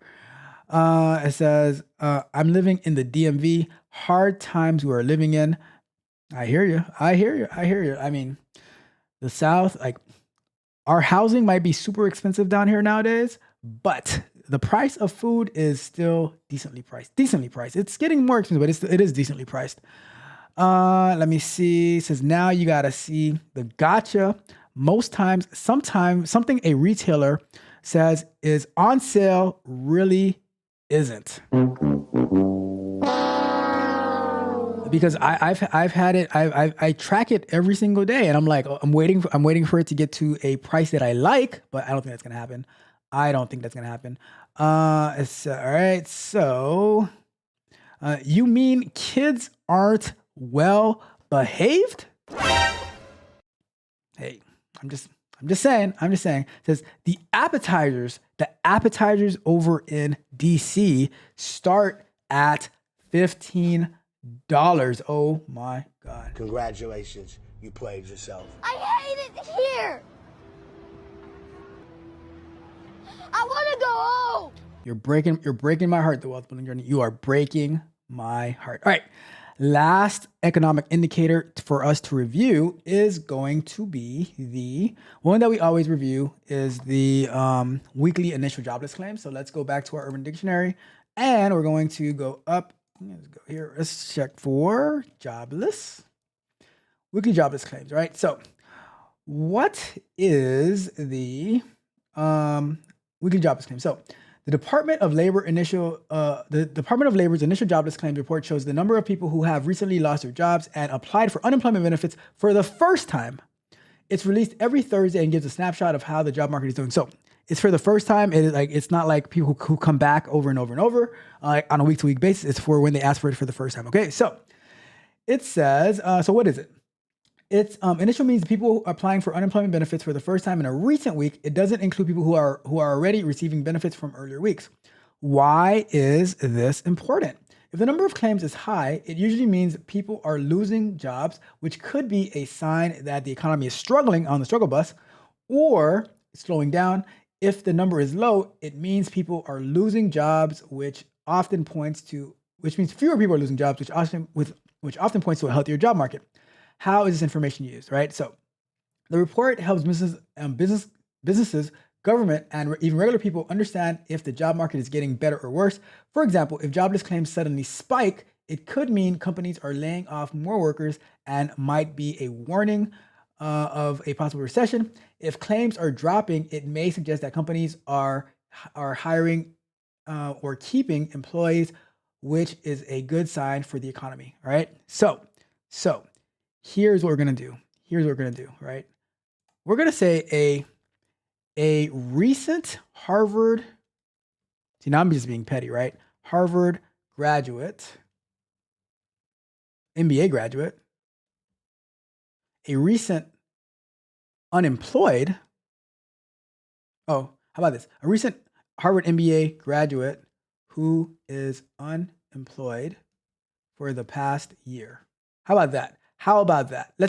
Let's help a brother or a sister out who graduated from Harvard with an MBA, but they are unable to find work.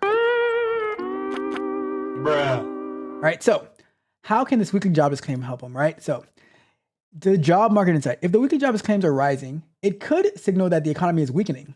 For our recent Harvard MBA graduate, this might mean fewer job openings and increased competition for available positions. So, networking and strategy adjustments. The graduate might need to adjust their job search strategy. If the jobless claims are high, they might decide to network more, apply for positions outside of their preferred companies, or even consider interim roles to increase their chances of employment. Employment tactics.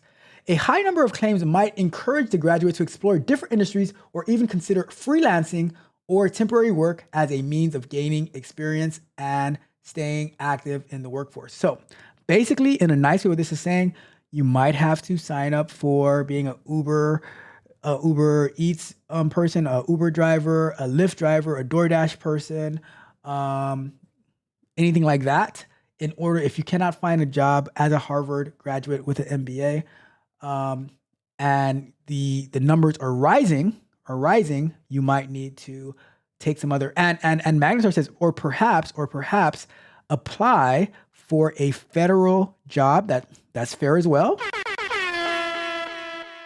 But you might be required to come into the office, just let you know, right? And then it says, economic confidence. If trends show jobless claims are decreasing, it would indicate a recovering economy.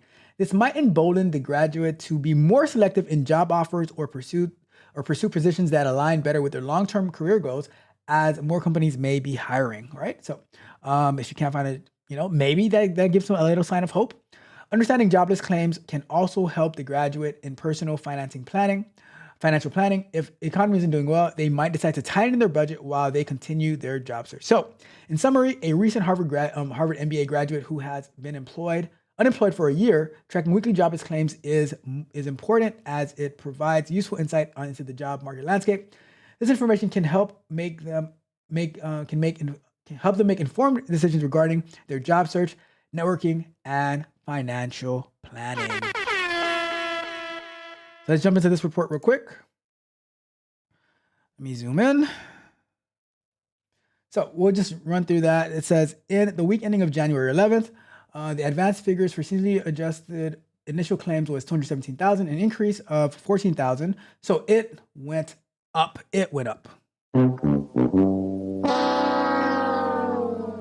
From the previous week's revised levels, the previous week's levels was revised up by 2,000. They always go up, never down, right? From 2,000 or 201,000 to 203,000.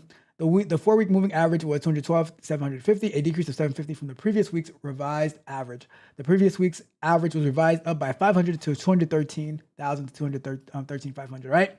So the insured unemployment rate stayed at 1.2. It's been pretty much consistent throughout all of that. Let's see. Let's jump down over to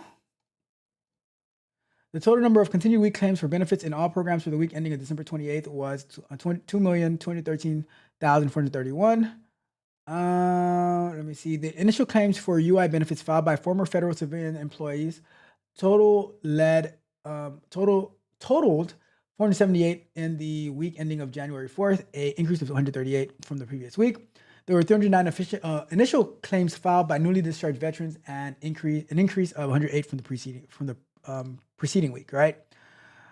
The highest insured unemployment rate in the week ending December 28th were in New Jersey, 2.9, Rhode Island, 2.9, Minnesota, 2.8, Washington, 2.5, Massachusetts at 2.3, California, Connecticut, Illinois, 2.2, Alaska, Montana, Pennsylvania, 2.1, right? The largest increases in initial claims for the week ending of January 4th were in New York at 22,000. Jeez, what happened in New York? 22,000 initial jobless claims.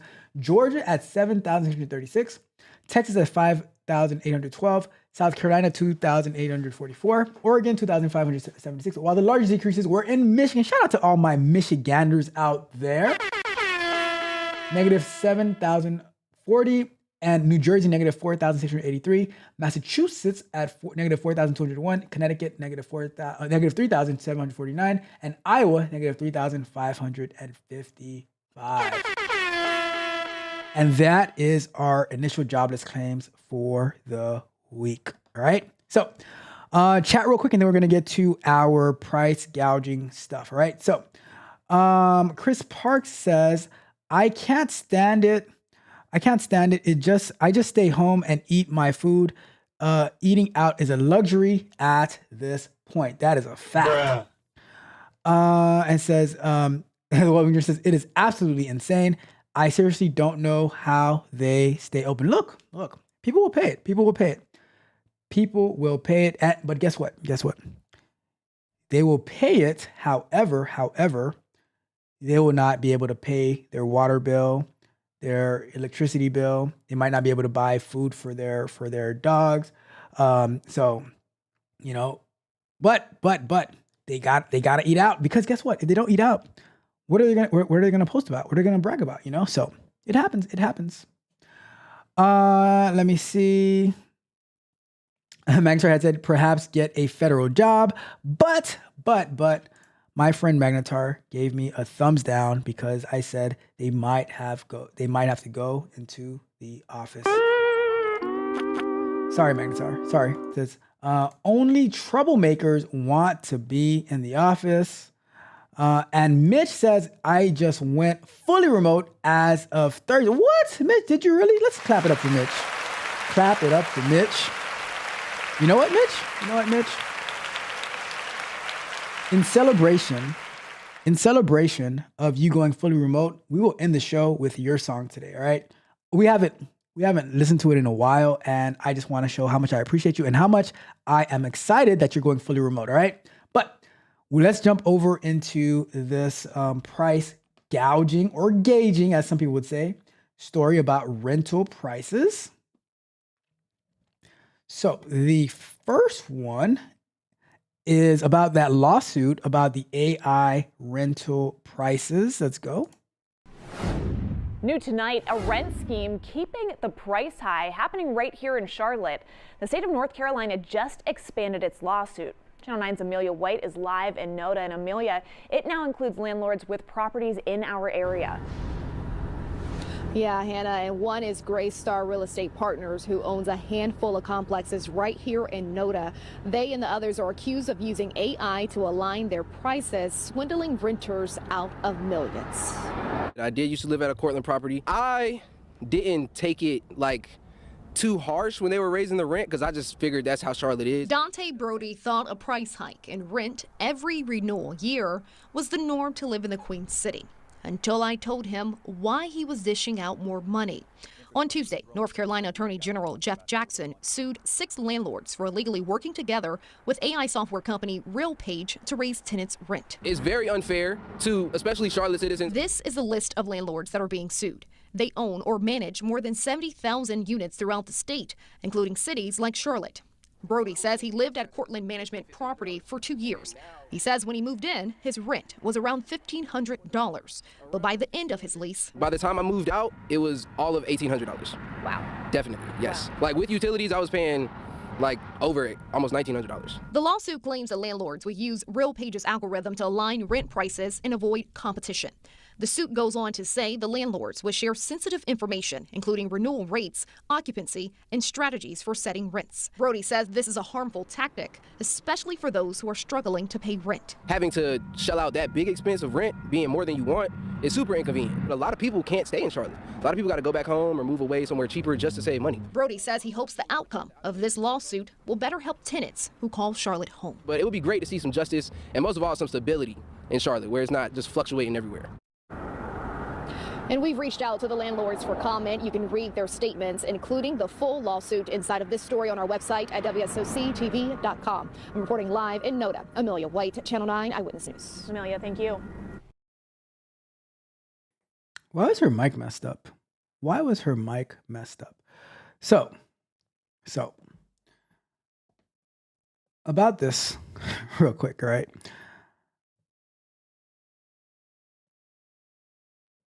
At the end of the day, right? You use AI, you use whatever. You guys get on a big Zoom call together. So these are my rates. These are my rates, and let's raise rates and stuff like that, right? Don't you still need people to agree to, like? Doesn't your tenant need to agree to paying those rates? I don't. If you say no, I'm not gonna. You know, if I'm going to move back home, I'm not paying these egregious rates, right? Will somebody else not come in and rent it? So for me, at least, if you can get it, then get it. If you can get it, then get it. As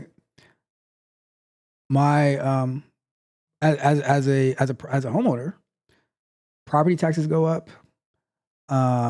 The insurance goes up. So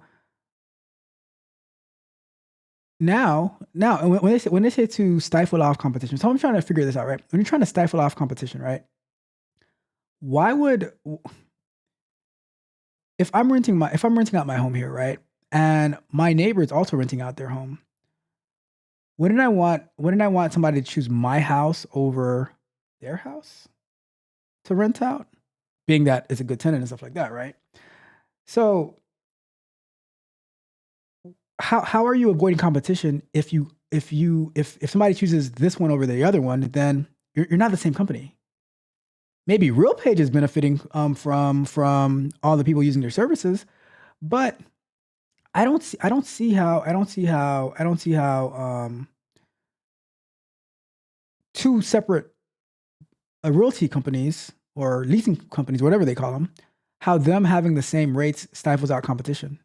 Because if I say, well, I like the amenities at this place better, right? Even if it's the same price, then I'm going to go over there. Then now you're not getting the money. So I don't know. Maybe I'm too slow to figure that out. But I don't see how having this information and a software saying, okay, well, here's a suggestion for your rate, right? So you're saying if I say, well, based on when you look at how do you call that stuff? The comparables, right?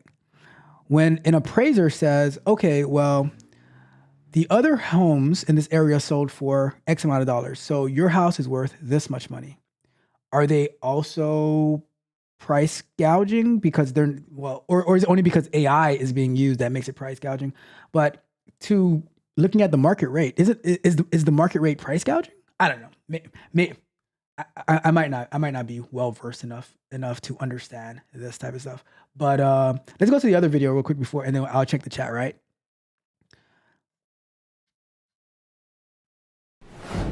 Not that one. So this one is about LA rent price gouging is inhumane. Inhumane. All right. Well, let's find out a little bit about that. Let's find out about that one. Joining us now is Los Angeles real estate agent Nico Santopietro. He works for the agency which was featured on Bravo's $1 Million Listing in LA. You might recognize him from that. Also the son of Vanna White. Great to have you here. Are you seeing landlords? I'm seeing today landlords are already price gouging vulnerable families. Are you seeing that? Yeah, so first let's get into the definition of what price gouging actually is. Price gouging originally was enacted in 1994 after the Northridge earthquakes. It's under Penal Code 396, its subsections B and C, and it basically says that anything over a 10% increase in value post the state of emergency declaration is price gouging. There's other definitions as well, which I'm happy to get into with you. But yes, what we saw originally, now we've seen the best in people and we've also seen the worst in people during this disaster. And in some circumstances, which fortunately they're rarer circumstances, we are seeing landlords and agents charging astronomical during now definitions as well, which I'm happy to get into with you. But yes, what we saw gouging, anything over a 10% increase in value post the state of emergency declaration is price gouging. There's other definitions as well. So that's the first problem that I have with this price gouging thing. Just because you say, well, you know, the law says that if there's an emergency and things go up by 10%, then that's price gouging. Okay, cool. Can people not agree with the law? Like, okay, so by paper, the way that the state defined price gouging, cool, right, fine. I guess it's price gouging. But isn't there many laws that you don't agree with? Didn't you guys disagree with like marijuana laws and people getting arrested for that? But hey, and you guys would advocate and protest and walk in the streets and stuff like that, right? Now, in a lot of states it's illegal, right? But it was a law, right? Just wondering. I'm just wondering. But now, because they say the supply and demand, like, oh, well, if somebody's willing to pay way more than it, right? There's a lack of supply, so there's more demand. The price go up. Oh, all of a sudden, you know, it's price gouging. Okay, I'm with it. Well, which I'm happy to get into with you. But yes, what we saw originally, now we've seen the best in people and we've also seen the worst in people during this disaster. And in some circumstances, which fortunately they're rarer circumstances, we are seeing landlords and agents charging astronomical numbers. This looks absolutely crazy. This disaster, and in some circumstances, which fortunately they're rarer circumstances, we are seeing landlords. That looks crazy. I hadn't seen this picture, like this view before. This is absolutely crazy. Like how all you have is fire, then you have like lights all around it and stuff like that. That is crazy.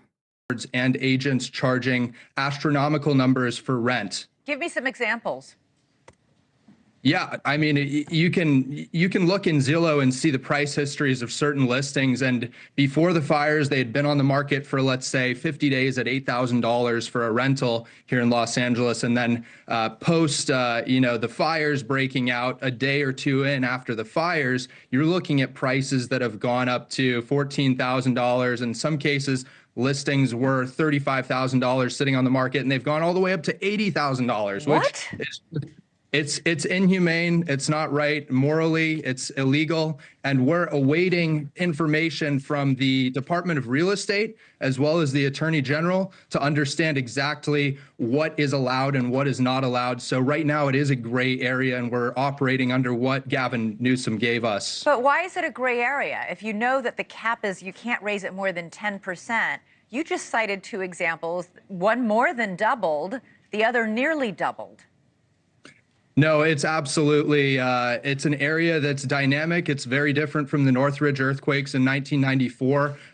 Back then, supply was fairly abundant. As you probably know, in the housing market today, the supply is so limited. So I could only imagine what this will do to the prices. And I'm already seeing a huge surge in demand for my own business. It's devastating. It's terrible. But the gray area really is what is allowed and what is not. So when I talked with our legal team, they told me that we are still awaiting orders and direction for what will be considered price gouging and what won't. So obviously our job as agents is to protect the clients that we work with, whether it's a tenant or a landlord, and do the right thing by the law. But help me out here. If you've been told by the governor that prices can only go up to 10%, and you clearly have properties all over the place that are going up 50, 60, 70, 80, 90%, isn't that a clear violation?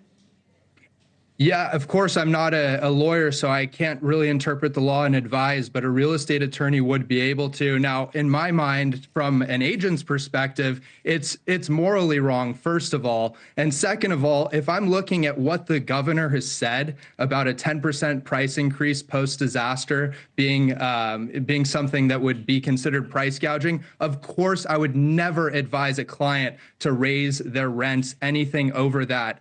In fact, what we're seeing when I go into the MLS, which is the essentially it's the Zillow for agents, what I've seen a lot of is sometimes I see price reductions, and in most cases I see the price just staying the same. And in some rarer cases, I see people with blatant price gouging, and it's disgusting. Yeah, it really is. Do you think landlords, property owners, listen, it's all, we're taught in economics class, it's supply and demand. And now we've had an event, a horrific, awful event in LA County, wherein the So this lady just said that we're taught in economics class, it's supply and demand, right? But at the same time, we're talking about there is a lack of supply. There is a heightened amount of demand. What do you do? So I'm trying to make the two, connect the two. Like, is it supply and demand, or is it being morally inhumane? That's what I'm trying to figure out. I'm trying to figure that out. supply of homes, both to buy and to rent, has been dramatically reduced. And yet there are still the same number of people who are desperately looking for a place to stay. Will landlords, do you think? I mean, Thanks so much for watching. Go to join.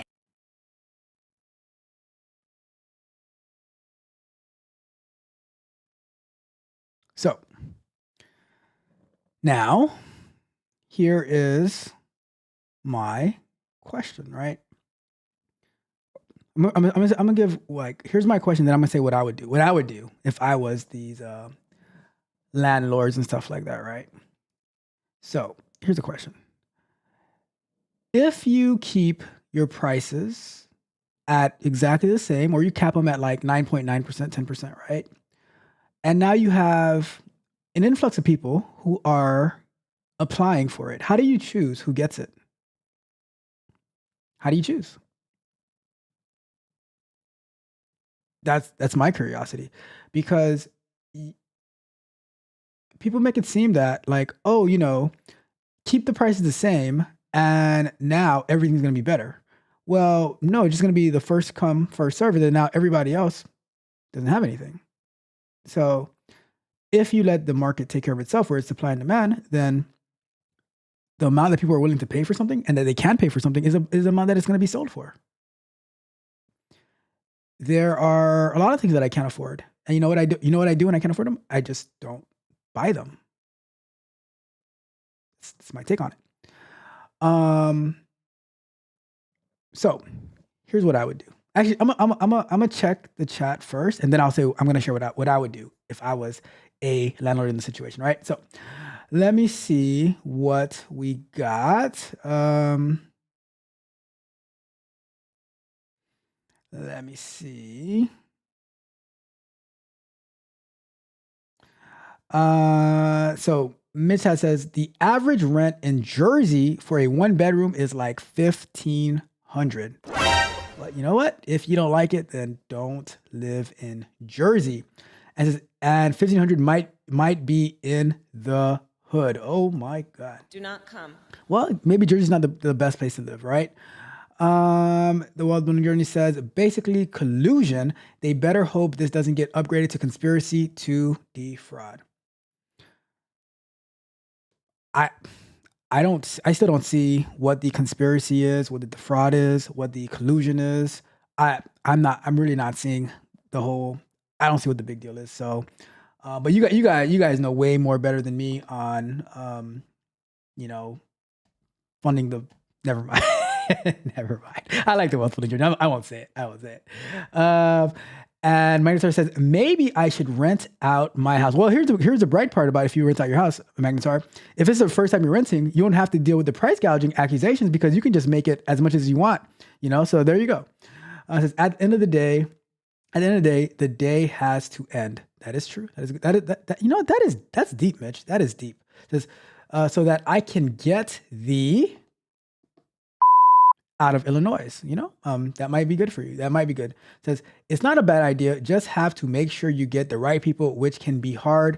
I have a couple of people in your places, Mitch. It says, I have multifamily, not single. Shout out to that.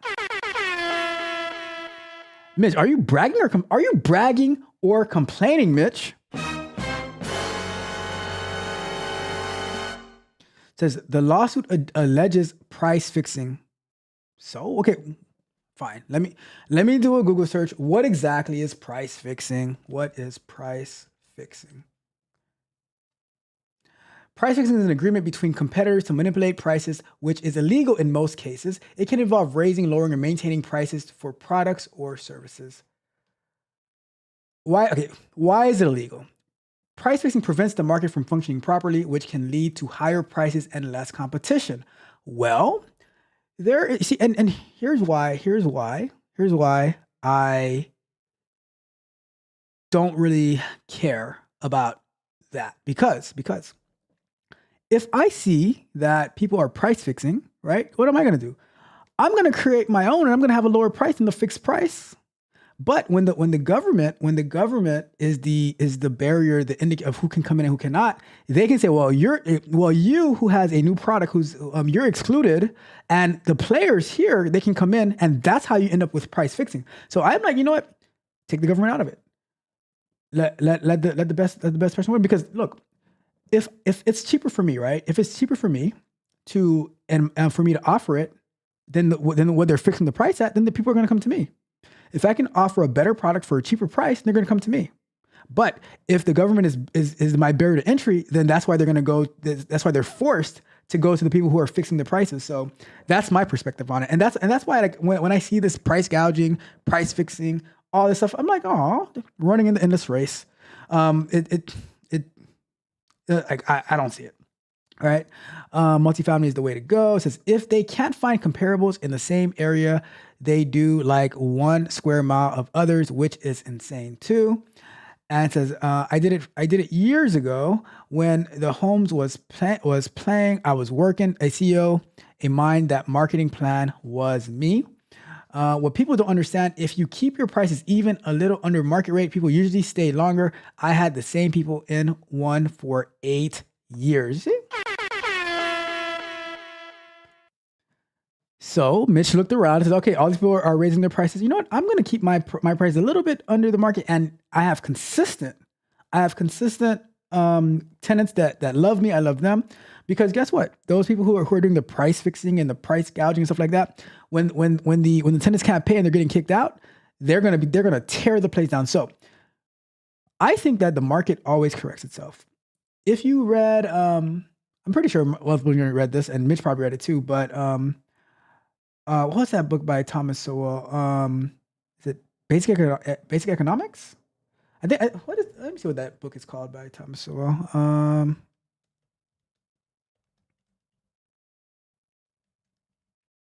basic economics. When he was talking about Sears being in a monopoly and stuff like that, where's Sears now? Where is Sears now, right? So the market fixes itself if the government is not the person being the barrier to entry, right?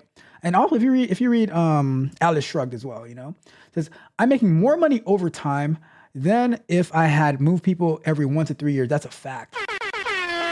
And you end up building a relationship with that tenant because they trust you, you trust them, they've been there for so long, they're going to take care of your property, all that good stuff, right? And Mrs. 80K, what? People losing houses, they going crazy. And it says that's exactly how I source rentals at 2.5% to 5% below area rents. Can that rent still cover the mortgage and maintenance, repairs, vacancies, etc., and still make a profit? Right. The play is to get your properties paid off. That's what I would say. If you can get those properties paid off, then you will be in good shape as well, because then you're not worried about all of those extra things about the mortgage and all that type of stuff, right? If it's paid off. It says you can get a halfway decent fixer upper in Detroit for $80K. Let's see. It says facts plus your house, etc., gets paid faster. You can take equity out, etc., etc. It says first qualified, there will be displacement. It says I'm gonna share with you what I would do. Here, let me share, and you're gonna love it. You're gonna love it. I think you might agree with me too. I think you might agree with me, right? It says neither motivation. Price fixing is usually done behind closed doors. This is for the NC story, not the price gouging in LA.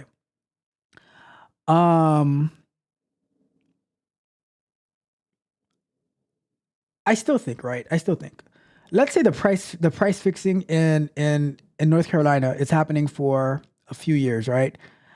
And you know what? I'm going to build my own properties, right? And I'm going to build a complex and stuff like that. And I can make a profit, which is cheaper than what the real page is doing, right? And here's another thing. So, wealth building journey, right? Do you have the perspective from real page yet? Or are you only going based off what the lawsuit is alleging by these states? Do you know the other side of the story yet? Do you know the technology? Do you know what they're using the AI to do? Do you know how that works yet? Do you have all the details on that aspect of it? Because are we rushing to conclusion and judgment based off what these state attorneys are saying, right? So ask yourself that question as well. Do you have the full side of the story? And for me, I'm like, it doesn't really bother me much, because I'm like, if they're price fixing, I'm just going to create my own and I'm going to sell it for cheaper, right?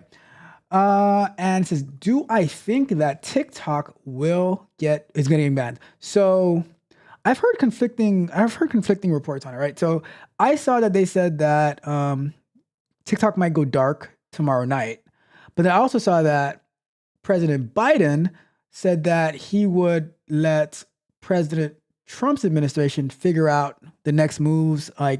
So it might stay up for a while. I'm not 100% sure. And if that's the case, the Trump administration might figure it out with China and ByteDance and all that other stuff. So I don't know. I really don't know. But one thing I do know is that if the TikTok ban does happen, there's probably going to be a lot of people who are going to be losing their jobs in the United States. Is it going to be an egregious amount? Probably not, but it's still going to be a decent amount of high-paying tech jobs, which is going to flood the tech market even more by people trying to get into tech, right? So that's so for all you people trying to get into tech, banning a tech company from the United States might hurt your chances even more, right? So it says, is it too late to move to Michigan? I want to get out of the DMV, but still keep a federal job. I'm looking for a place to lower my lifestyle and save money. I mean, I don't think anything's ever too late about the federal job part. I don't know. That's good. You should talk to Magnetar about that. Do you work remotely, Chris? I know Magnetar works remotely. So I don't know. That's a good question. I don't think anything is ever too late to do, but maybe if you see what federal job options that are remote, if they have any federal employment in Michigan, might be an option. I don't know. It says, not rushing to judgment, only stating facts of the complaint so far. But you only have facts from one side, right? And for me, which is fine, I think that's fine to state that. I still don't see it. I don't see what they're doing as a big deal. I understand that what they're doing might be considered wrong according to the law, but I don't see it as like I don't see it as something that's necessarily bad. It says might try other areas too, like Minnesota, Wisconsin, Ohio. Man, you're gonna be freezing. You're gonna be freezing over there. No, thank you. No, thank you. No, thank you. It says too late. If your job is remote, why not? It might not be remote. It says negotiation skills, hardware, time. Give me some time, Wealth Building. Give me some time, Wealth Building Journey. I got you. It says, nah, I'm not remote. I'm hybrid. And it says it's not too late. I'm not guaranteed that Trump is going to get his way as far as making people return to office. And it says there's probably federal roles available. That's what I'm thinking. There's probably federal roles available over there. It says you better off finding a job that's in the area, or you gotta find a remote job. All right, so let me share what I would do, right? If I was a property owner, right, and there was a high demand for places, right, and this might get me in trouble. But that's why I'm happy I'm not renting stuff out, because I can just share what I would do, which it might be illegal, but I'm not going to do it because I don't own the property that I'm renting out, right? But what I would do, I would go back to 2004, 2005, 2006, and I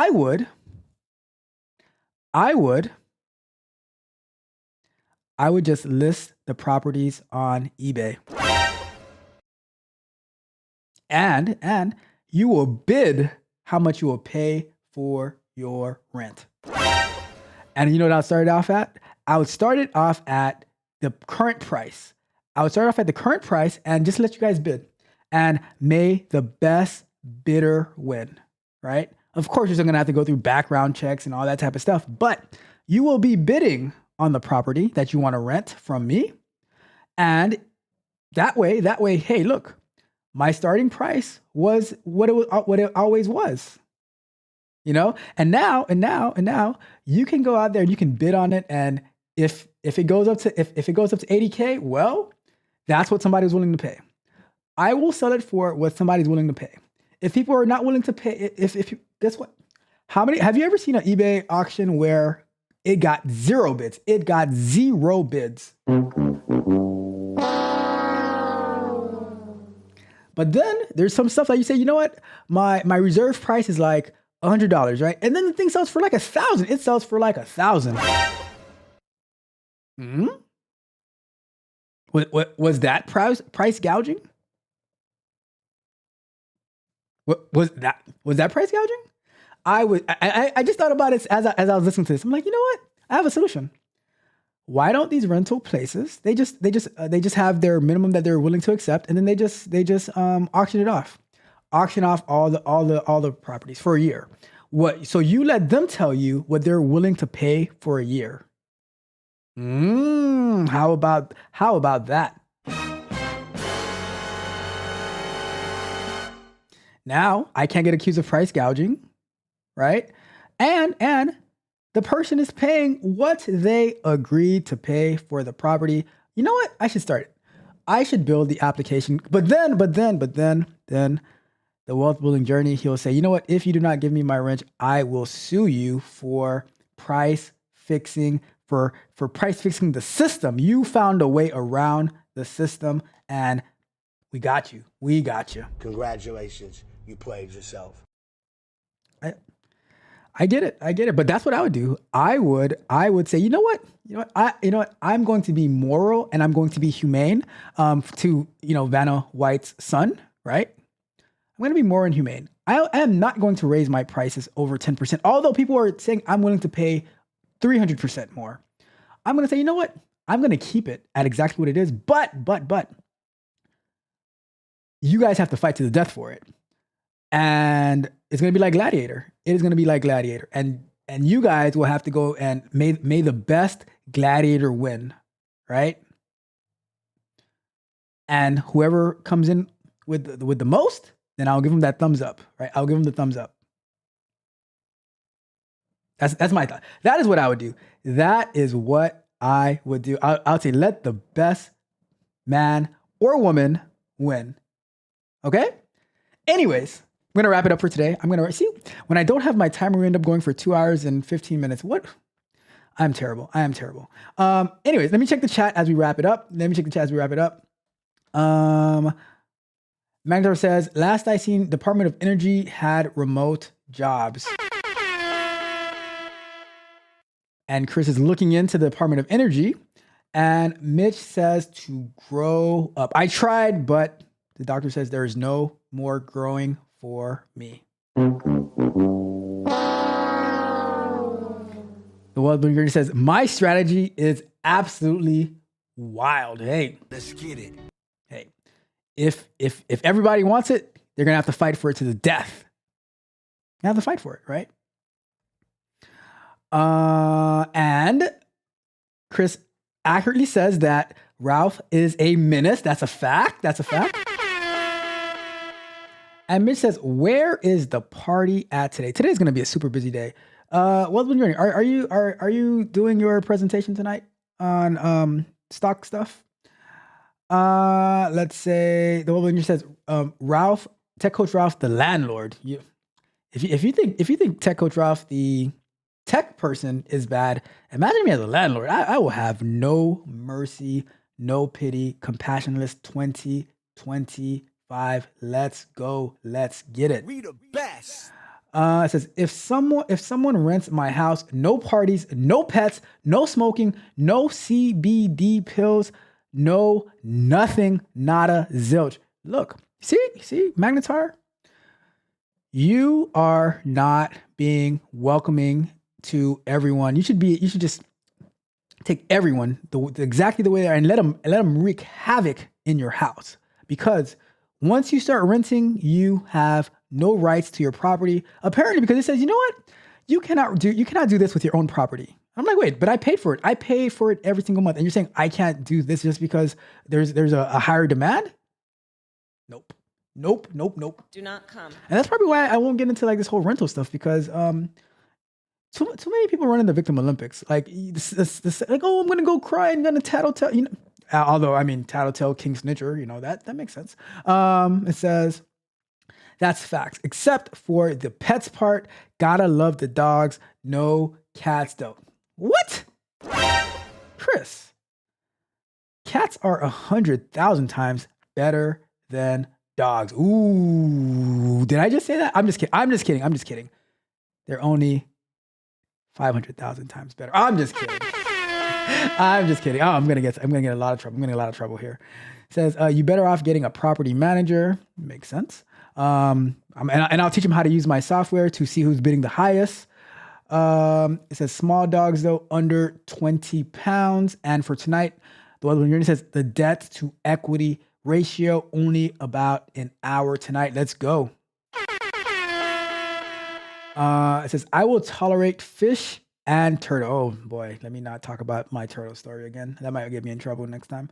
And it says I would because I would leave Illinois altogether. For the property manager. Got it. And it says you should look into man. You should definitely. And it says the pet debate. There is no debate. All I know, my cats. There was one time though, the cat was sleeping in here while I was doing a stream, and it started just snoring so loud. I was like, oh my god, I hope this doesn't come out on the stream. But I have never had. The only thing I have in my background is a V8 engine that starts every now and then. Sometimes the kid finds his way into the room and he starts banging on the door. But I have never had to start singing "Who Let the Dogs Out" during my stream, right? And it says. It says, I rebuke it. Cats got to. They do have a lot of attitude. They have a lot of attitude, I must say. You're right. And it says property managers charge between 7 to 5% whatever you charge for rent. So you end up having to lift the price of the brick. All right. Anyways, did you guys have a good time? Did you guys have a good time this morning? I had a great time. I had a lot of fun with you guys. So shout out to you. But I have to ask. Are you not entertained? Is this not why you are here? I know you guys had a ball, and thank you guys so much for rocking with me. But you guys know, as you guys see with the price of rent in North Carolina and in California, yesterday's price is not today's price. Today's price is not tomorrow's price because one more thing. Price of the brick going up. The price of the brick is always going up.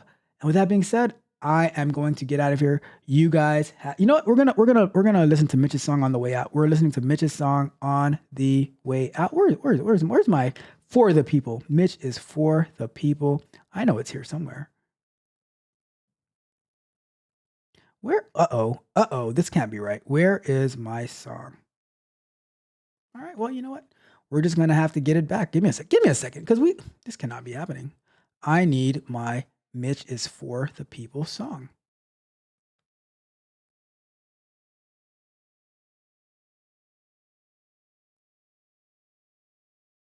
I know where it is. Let's go to, did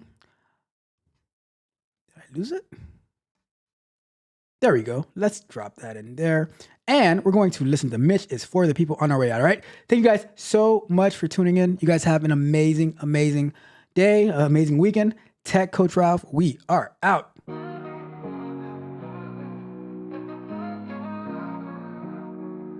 Mitch stands tall among the crowd, fighting hard and speaking loud. Dreams for them as they decay, wants to lead but they just stray. Mitch got heart, Mitch got plans, but they don't see where he stands. He keeps pushing, they keep falling. In his fight they see nothing. He's the guardian with the shield on this broken battlefield. With each turn they let him down, but he won't turn back around. Mitch got heart, Mitch got plans, but they don't see where he stands. He keeps pushing, they keep falling. In his fight they see nothing. Why can't they just open eyes, see the world through Mitch's eyes? But they wander lost and blind, leaving Mitch to stand behind. Mitch got heart, Mitch got plans, but they don't see where he stands. He keeps pushing, they keep falling. In his fight they see nothing.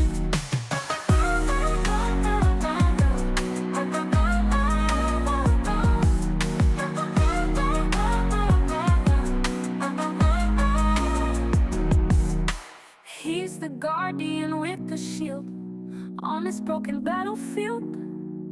With each turn they let him down, but he won't turn back around. Mitch got heart, Mitch got plans, but they don't see where he stands. He keeps pushing, they keep falling. In his fight they see nothing.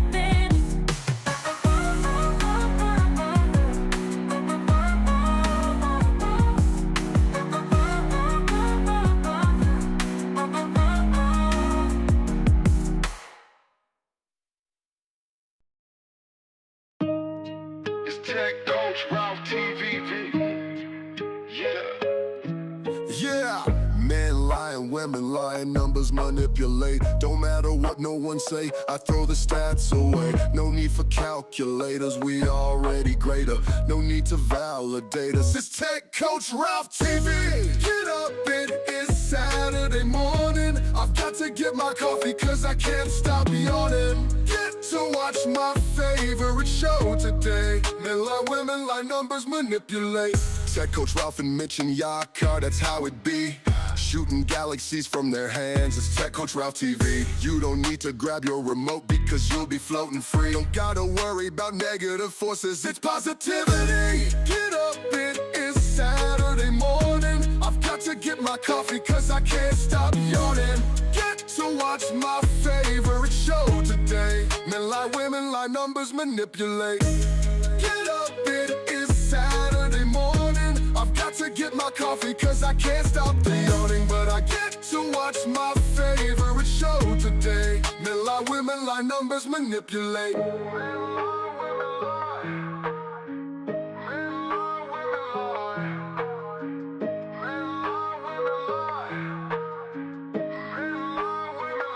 Numbers manipulate.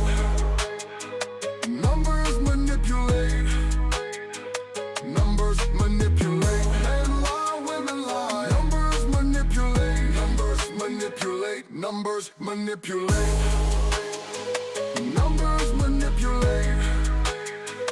Numbers manipulate. Men lie, women lie. Numbers manipulate. Numbers manipulate.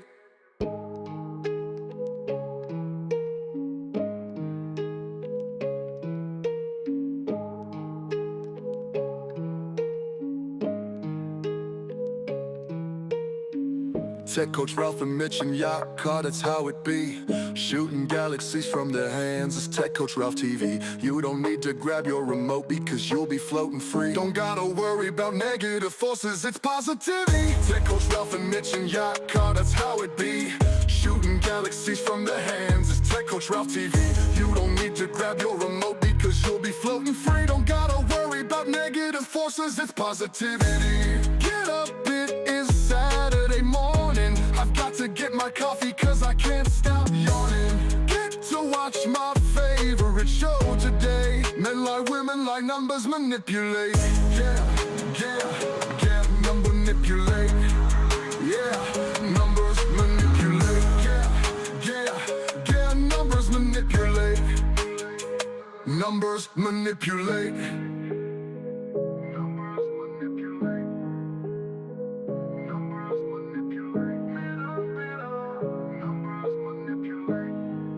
Numbers manipulate.